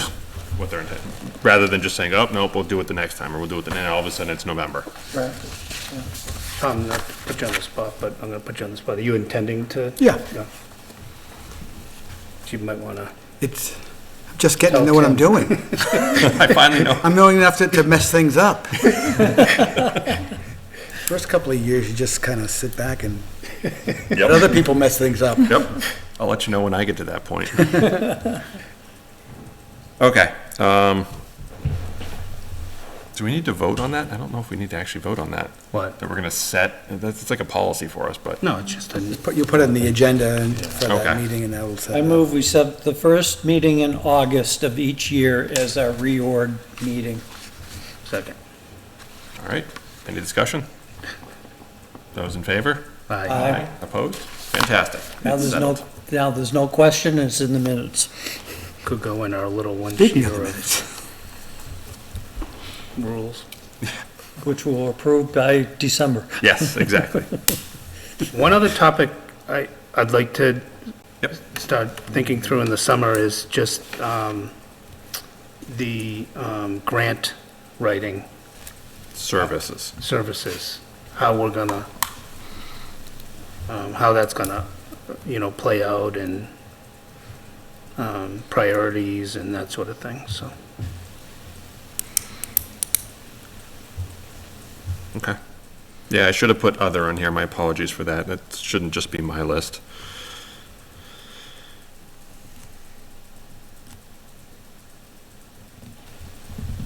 Are there any other topics that anyone is just dying to get to in the next 3 months?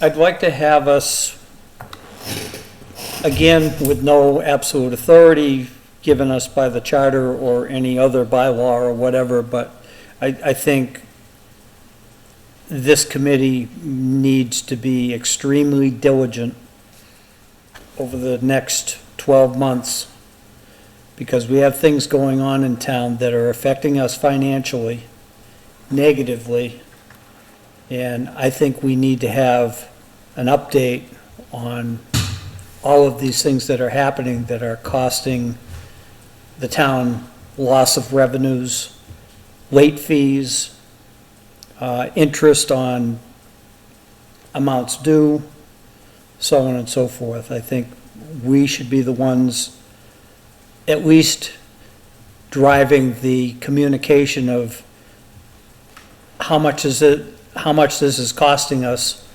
so that when it's drilled down to what's causing the problem, we know whether it's an A, B, or C priority. Okay.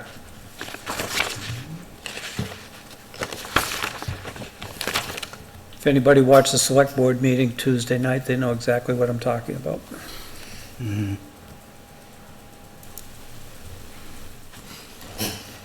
I'm also curious as to how much if we have a total for how much we've spent on municipal and school buildings for upkeep, maintenance over the last decade or so.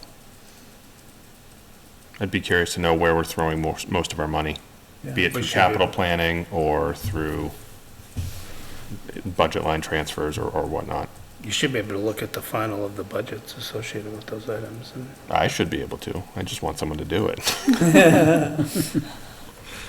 Unfortunately, it's all been reactive. Right. But still, I'm curious, it would be nice to have an idea as to, oh, we've spent the same amount of money on the Ritter as we have on TCP. Why is TCP 10 times worse? Yeah, I've always wanted to have that actual number on TCP, because it was built for, what was it, $1.2 million? something like that, with the addition added during construction. And I don't have any facts to back this up, but if we spent $10 million on that building since it was opened, I think that's a lot. And that's about 50 or 60 million less than should have been spent to keep that building up. And I agree with your point. It's either that or we build buildings for $1 million out of tar paper and Paper mache. paper mache, and we tear them down every 5 years, or we have a bonfire every 5 years and we build a new one. And if we're doing that intentionally, okay, that's fine, you know? But if you're gonna spend $30 million to build a building and then not do anything to take care of it, 30 years down the road, it's ready to tear down and you've gotta spend 40 or $50 million to replace it.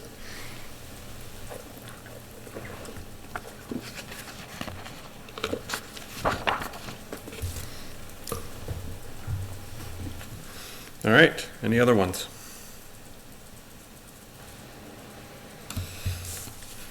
All right, moving on to old business. I had none. Sounds good. Excellent. Minutes, I have some. I've created a document. That's the last one. So I'm just looking at 2024. I did not go into 2023 because I'm going to start with the ones that we have so far. Yeah, that makes sense. So in the SharePoint drive, we have agendas for every meeting in 2024 so far. I checked that one. We also have minutes for every meeting from the 1st of January, or from the 11th of January through the 25th of April. All of those are available. From what I could see going through the minutes, not looking at videos or anything, just going through the minutes of everything that's posted, we've approved 5. Yet we have posted on the website 1, 2, 3, 4, 5, 6, 7 minutes, 7 different meetings, of which only 2 have actually been approved. Interesting. So we have some cleanup work to do. Okay. I don't even wanna ask how that happened, it doesn't really matter how it I happened. don't know either. Right, no, I mean, it's irrelevant, we need to fix it. Correct. Yeah, I mean, again, I said this last time, I think the folder structure we had where we put them in review and then approved and then posted helps with workflow. Yep. But again, I would go one step further, is that Microsoft 365 has workflow tools associated with them. And I think when an agenda is established for a meeting, it should start a workflow tool for minutes, and then automatically get posted to the website. I think this emailing of minutes and emailing them to the clerk and everything else is fairly 1980s in workflow processing. So as a town, I think we can do better on this. Okay. Is that something we can adopt as a committee, or does that have to be adopted by some other portion of this town I government? think maybe we could pilot it if town manager and Suzer IT and the clerk would be amenable to trying something like that. But I think it would, you know, there is like actually laws associated with these kinds of things, so we should be seeking to make sure we're on top of this stuff. Ms. Lemieux, is that something that we could look into possibly for the finance committee to pilot? I would like a one-on-one meeting, maybe with Chris and the town clerk. Okay, yep, Discuss it further. And Okay. Suzer IT. okay, yep, we Great. can do that. In the meantime, we have 11 sets of minutes in the the minutes in review SharePoint folder. I did read through them All of them? quickly today, yeah. I was looking for glaring errors, not, Okay. that's like 44 hours worth of meetings. I know. It's a lot of reading. I mean, I read through them as well. That was just because I was looking for certain things that were in there. But that's only 2 of us at this point. Okay, so one question for you.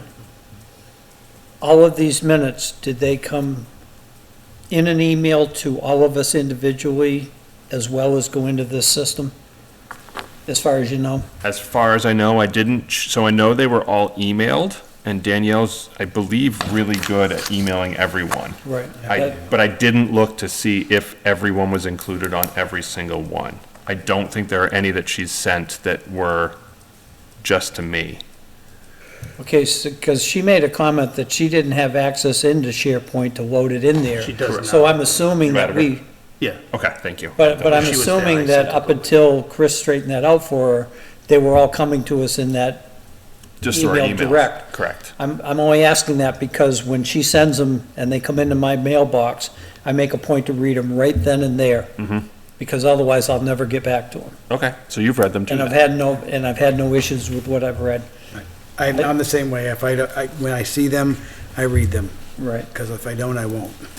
I think the last issue I had, and I think we already approved that set, was, again, a transposition of grant writer versus grant writer services. Right. That's the only question I've had in any that I've read. Well, technically, that means we have 4 people that have read all the minutes, which is a majority. So we could technically approve all of these tonight.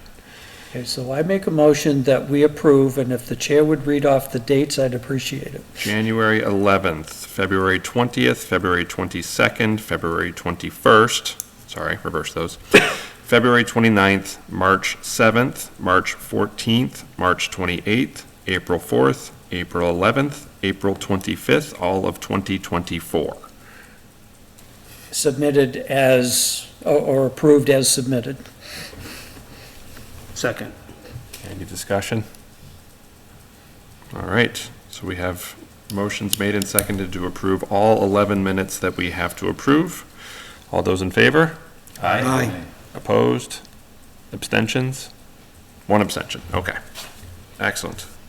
I will send all of those out tomorrow.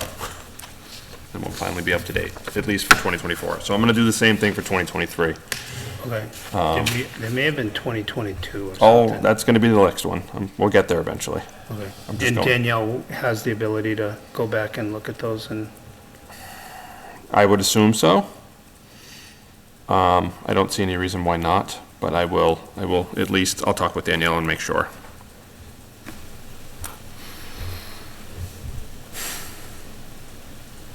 the other thing that gets confusing with the new website is sometimes there's a meeting agenda posted and the meeting doesn't happen.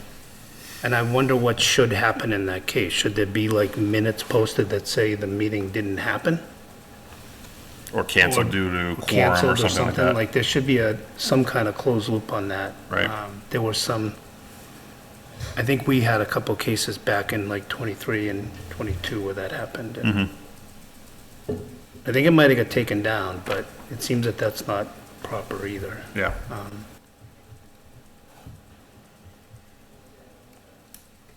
I haven't paid attention to it recently, but when I sign in to get to the calendar and select agenda and so on and so forth, when I get to the actual committee I'm looking to look at for agendas, it always says minutes.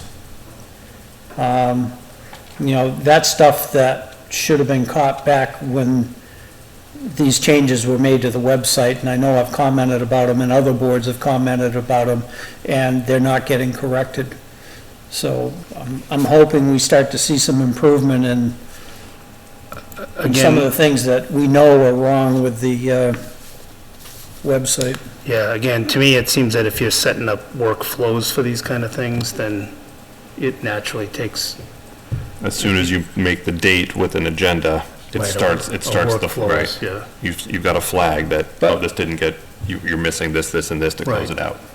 But for somebody going into that system not knowing that when it says minutes, it's wrong, I did it a couple of times a while back.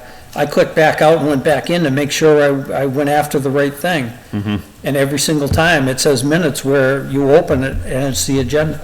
I've noticed that before as well. Yeah. Yeah, so it looks like there's one from 22 and 4 from That's better than 11. 3. And again, I don't know if some of them were canceled. actually had the meeting or not. Yeah. Okay. Yeah. I think we cleaned that up, when I looked at this. Okay. All right, committee reports. Are there any committee reports to report? Yeah, not sure if Green Communities has met since we met, probably has, but I don't remember for sure. But anyway, news from the Green Communities. At the very last minute, I was actually on the road trying to understand what was going on. But on the Friday before the deadline for application for the grant cycle for April, the chair and I decided as vice chair, as we had discussed in our previous meeting, that if anything went south on the sewer project, that we would pull the application and wait till October. That did happen. We pulled the application on advice from Kelly Brown from Green Communities for valid reasons. We still need to sort out the details a little bit, but we didn't get the savings numbers until a couple of days before the deadline for those pump replacements. And lo and behold, it turns out that the savings, because they were already driven by VFDs, which are variable frequency drives, and I don't know about the age of the motors, but the drives were the important piece. Putting new motors and putting updated drives did not improve the efficiency enough to show enough savings to really justify going into the process right now, because we would have been asking for $55,000 total and not allowed to apply again until next April. So we pulled the application to reassess everything. We're meeting the first Monday of next month to start the process so that we are not pushed up against a deadline again without the data we need to know exactly what we're going for. And that brings the mini splits possibly into phase 2 anyway, into possibly a very good position to be funded fairly well through Green Communities if the timing and everything works out.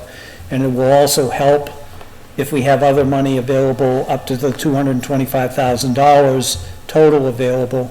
The savings from the mini splits gives us enough of a savings to justify a couple of smaller projects that are on the fringes. That way we maximize our grant ask and we have better return on investment numbers. So that's where that stands at this point.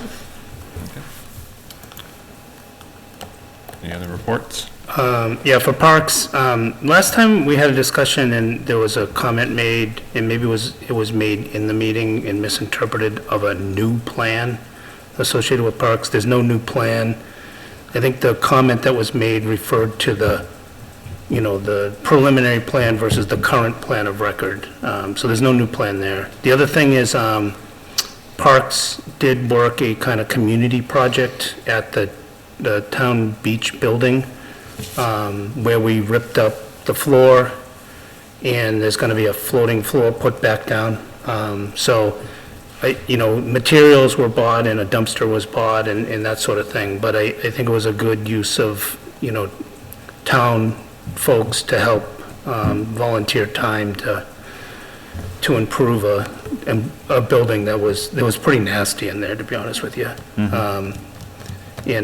So it's worth mentioning. And TJ Laughlin was there, and that guy works like he's like, did 10 times the work that any of the rest of us could do.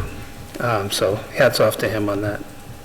And then the other thing I will say is, as we reorganize, we probably want someone on stormwater committee, because I think there's going to be financial impacts associated with that committee in one way or another, whether it's fees or how to deal with it. So that's probably one we want to have a liaison to, or someone at least watching and reporting out on. Board of Assessors as well. Yep. And maybe Cemetery Commission. I don't know if we have that one or not, but.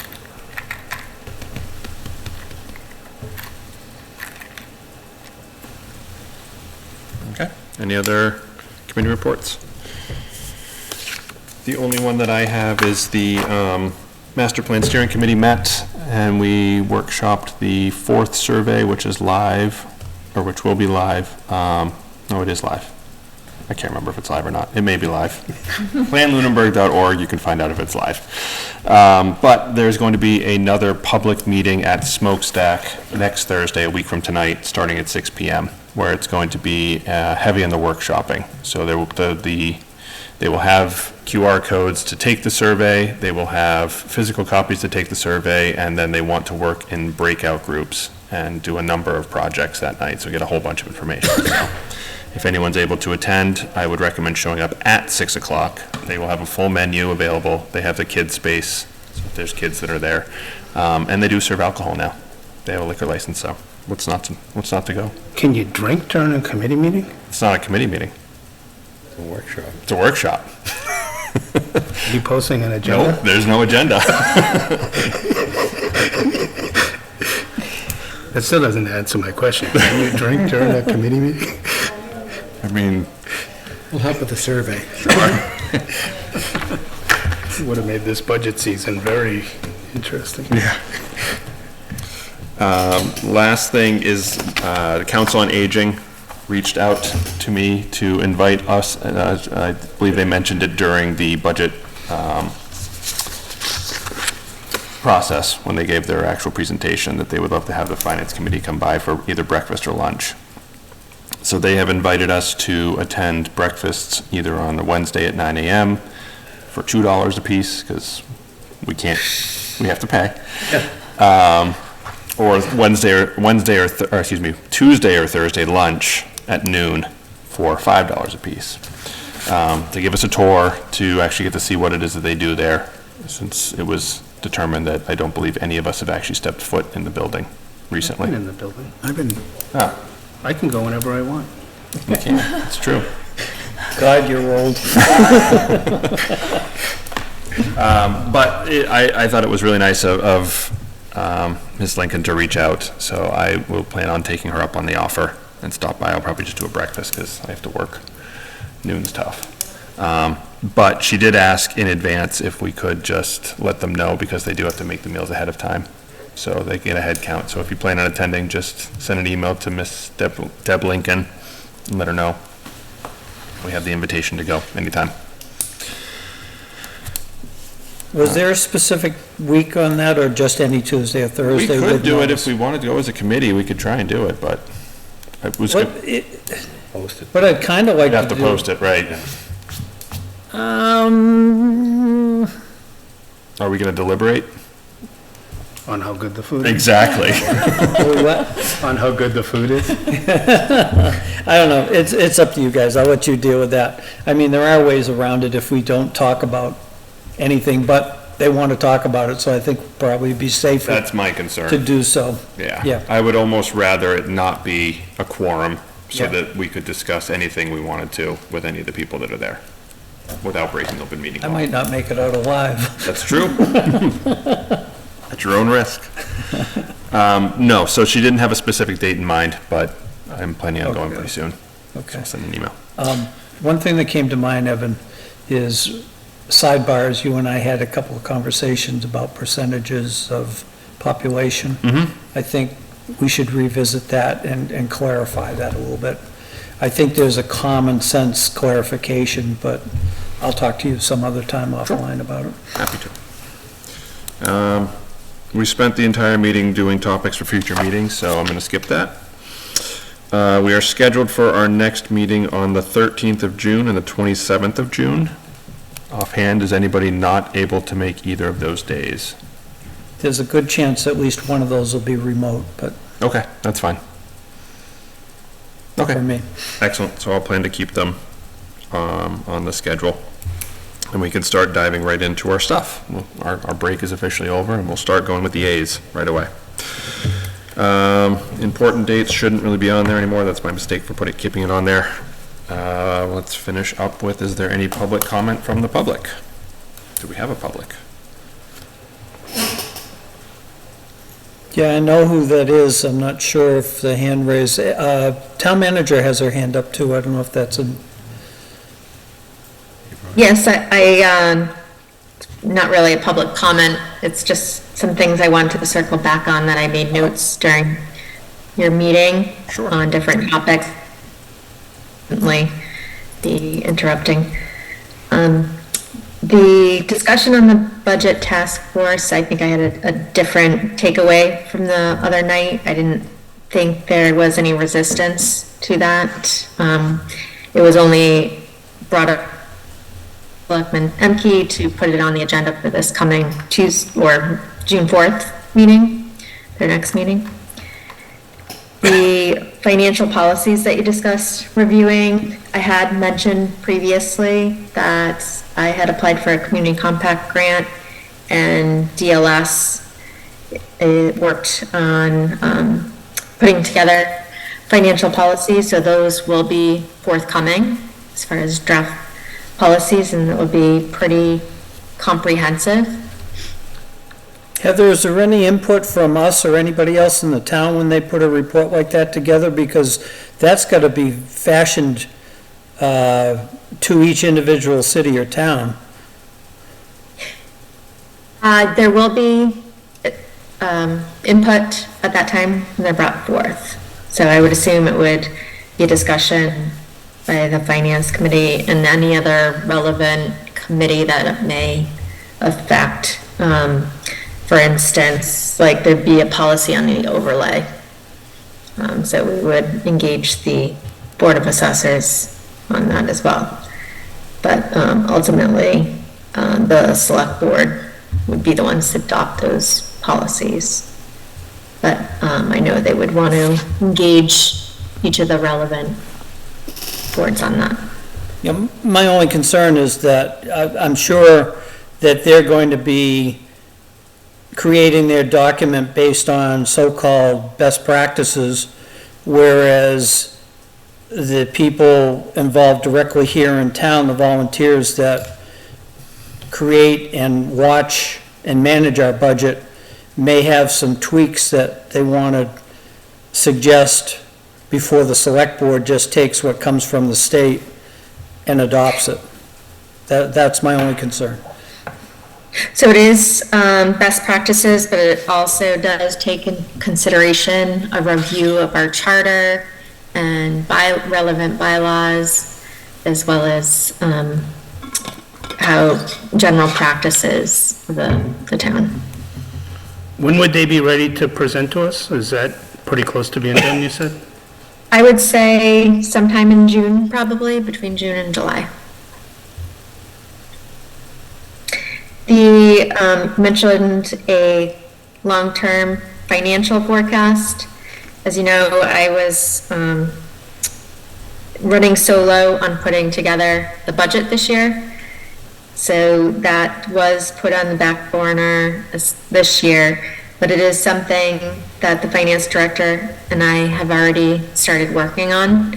And so that will be forthcoming as well. So we will be also engaging the school.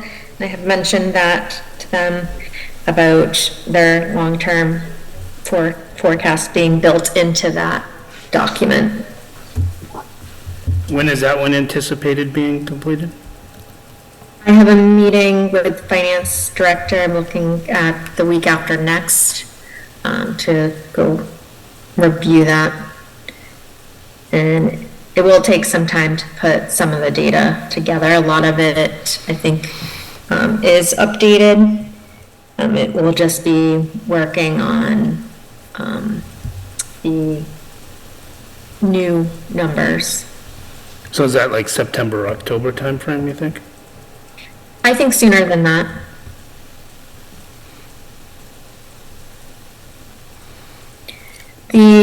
One of the long-term plans was mentioned for a bridge and culvert. That was another community compact grant I had applied for and received, and we had awarded it to a contractor to do that plan, and that plan should be done. They already started doing the work for that, and that should be done around August, I believe, in time for the capital planning process. Excellent. Stormwater, I think, was mentioned.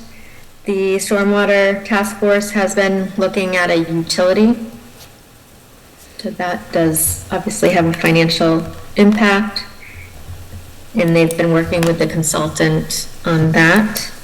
And I think eventually they'll be bringing more outreach information on that. Heather, if I could interrupt for just a second, do you see that as a year or two from now launch, or is it sooner than that? I would have to go back to the DPW director, and actually Selectman MK sits on that committee as well, so I can ask her. Okay, thank you. And there was a asset management inventory grant that we received and conducted about half of our stormwater assets of, and I spoke with the DPW director this week, and we plan on applying for another grant to complete that asset inventory project. The tree hazardous plan, I agree that there needs to be a plan for that, but I think there would be an appropriation that would be needed to conduct that and create such a plan. So there would be a need for funding for that, unless at any time, I don't know of a grant, but there could be some type of grant that would fund that. I thought we had one recently on that. I thought Bill said that there was one, What's that for? the hazardous Hazardous tree. trees. My understanding was it's 7 years old. 7. Right, it's an outdated Right. plan. Heather, if that pushes off to November, we could use unappropriated free cash for that, couldn't we? Free cash, we usually reserve, so free cash gets certified in the fall, and we usually reserve that for the annual meeting, and a big chunk of that goes towards the capital plan. But if there were a change in new growth, that would be another possible source to fund in the fall, or a change in local cherry sheet numbers, that would change our revenues. It's another adjustment. Okay, I don't disagree with the sources that you just mentioned after free cash.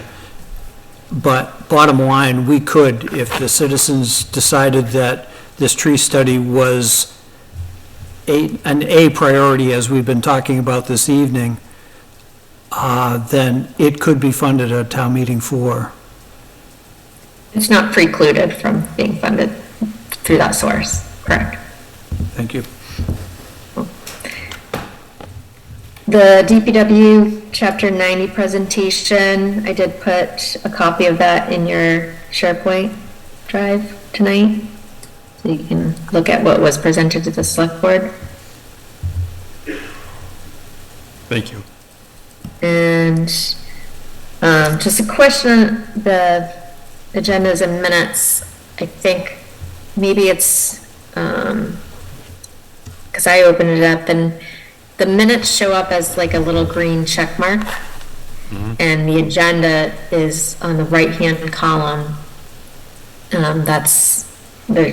Essentially there's two different columns, one for minutes and one for agendas. So if there's no little green check mark, that means there's no minutes that have been filed and uploaded. Right, that's what I went off of when I made my list. Okay, But so I was just, if you approach it from a different direction and you scroll down below the calendar after you've selected the agendas you want, at that point, you can open the agenda, but it says minutes. Does that make sense? I understand what you're saying. If you bring up the entire page, then there are check marks if those documents exist. But if you go the other way and go under the calendar after you've selected the committee you want to see, and you've gone into agendas, then it says minutes, but you click it and it's the agenda. So you're going, Yeah. It's a different I'd way of wanna going be in there, and sure, maybe yeah. it's not the best way to go in, but it's the way I've gone in numerous times, especially on my phone. okay, yeah, I would, if you want to sometime. we So can Heather, get just it. on that topic, by law, I mean, if you go back to like 2016, there's a whole bunch of missing ones. Like, as a town, what do we do with something like that? Like, how far back are you grandfathered, or? I don't even know So how you do the it. official minutes have to be a permanent record with the town clerk. And so that doesn't mean the official records on the town website. But, you know, going far back as there were certain committees, those records are a permanent record with the town clerk's office. Yeah, but when I've asked the town clerk's office in the past, they've said if they're not there, they don't have them.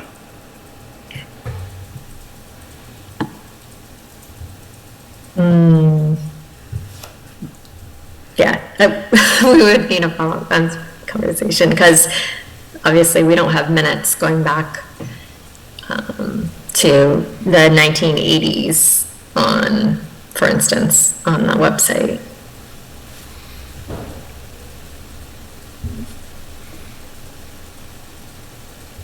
But for the ones that were missing from 2016, assuming that they're also missing at the clerk's, in the clerk's office, is there? Okay, I see what you're saying. So the ones for the years that are showing on the website, they're saying if they're not there, they don't have them. Right, so if I pull down like 2016, they have them for August 25th, but September 8th through December 8th, there's agendas, but no minutes. Right. I would assume what they're saying is correct, but again, that's a town clerk function. They are in charge of putting those minutes up on the website. Okay.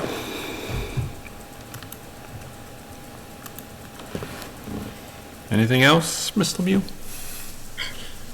Nope, that was it. Thank you. Thank you. Is there any other public comment from the public? There's one person with a telephone I see on Zoom. That's a familiar number. Was it *7? *9, I think. *9. *9 if you would like to speak on the phone. Go right ahead. You can actually unmute yours, I think. Now try *9. 7, put your hand up, I think.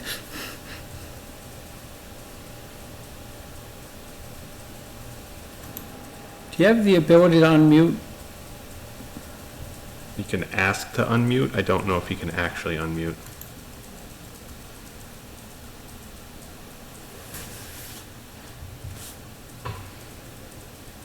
There we go. There it is, you got it.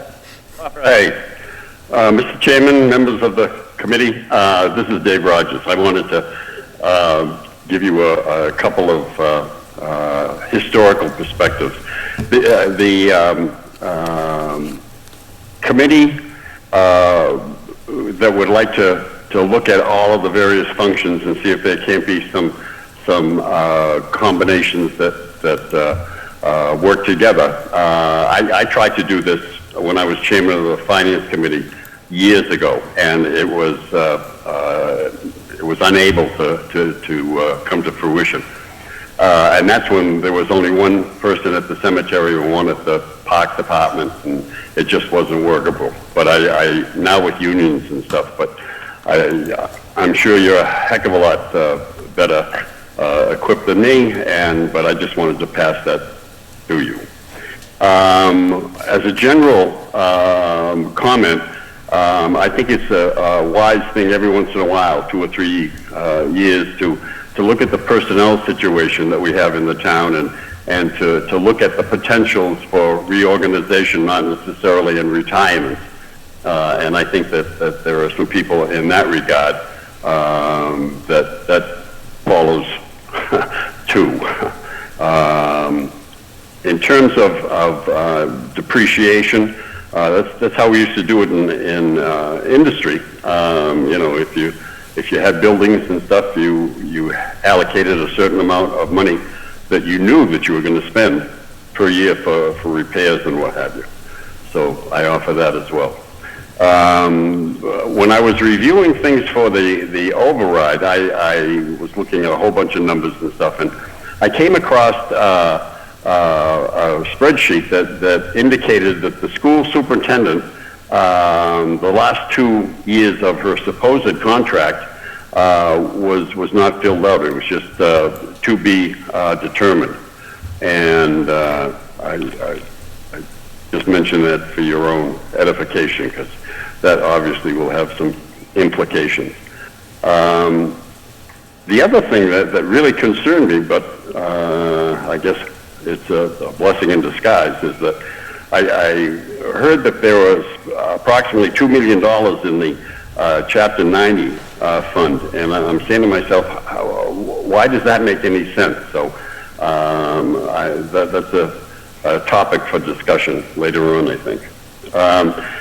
We keep talking as a town about employee raises and how important they are, and obviously that's going to have a financial impact, because I get the sense that there's a bunch of them that are out of sync, but so that is going to be something that we'll have to deal with.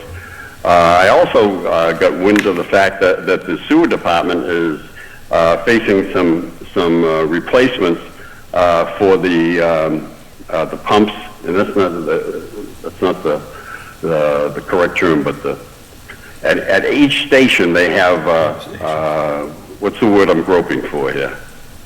Pump stations? Well, no, it's the actual pumps themselves. But you know, I'm having a senior moment.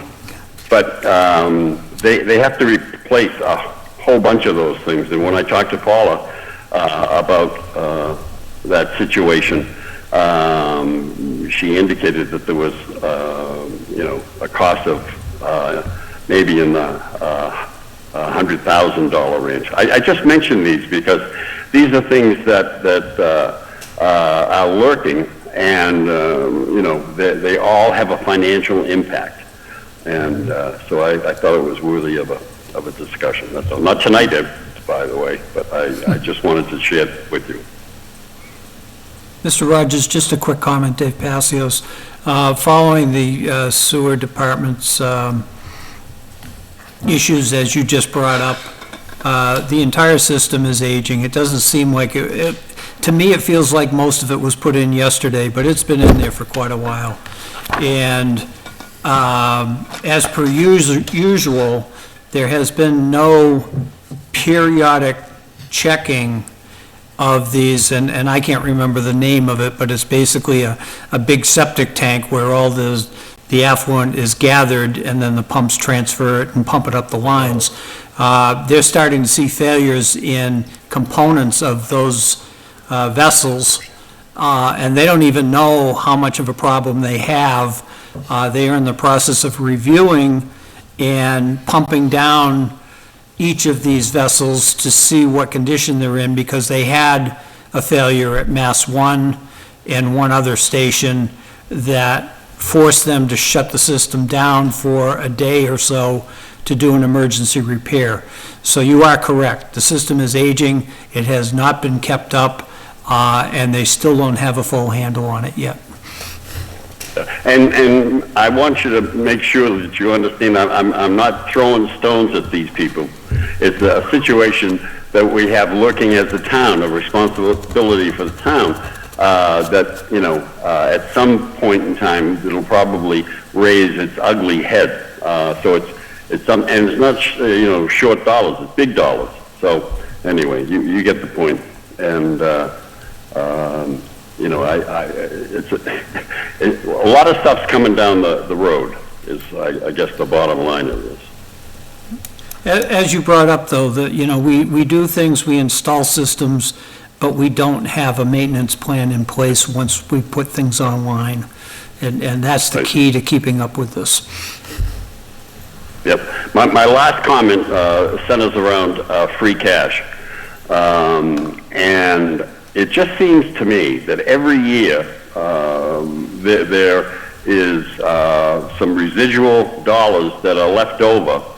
And it is my understanding that it goes into free cash for reallocation in the various processes that you folks go through and the town manager. So if that's the case, then it might be that the budgets that we will be preparing as a community will have to be ratcheted down, and we won't have that leverage with the free cash. But that's just a off-the-cuff comment. I mean, you guys in the town manager, I think, do a fine job doing all of this, and I don't know how the hell you do it. But anyway, that's what I wanted to say, and thank you for the opportunity to discuss it with you.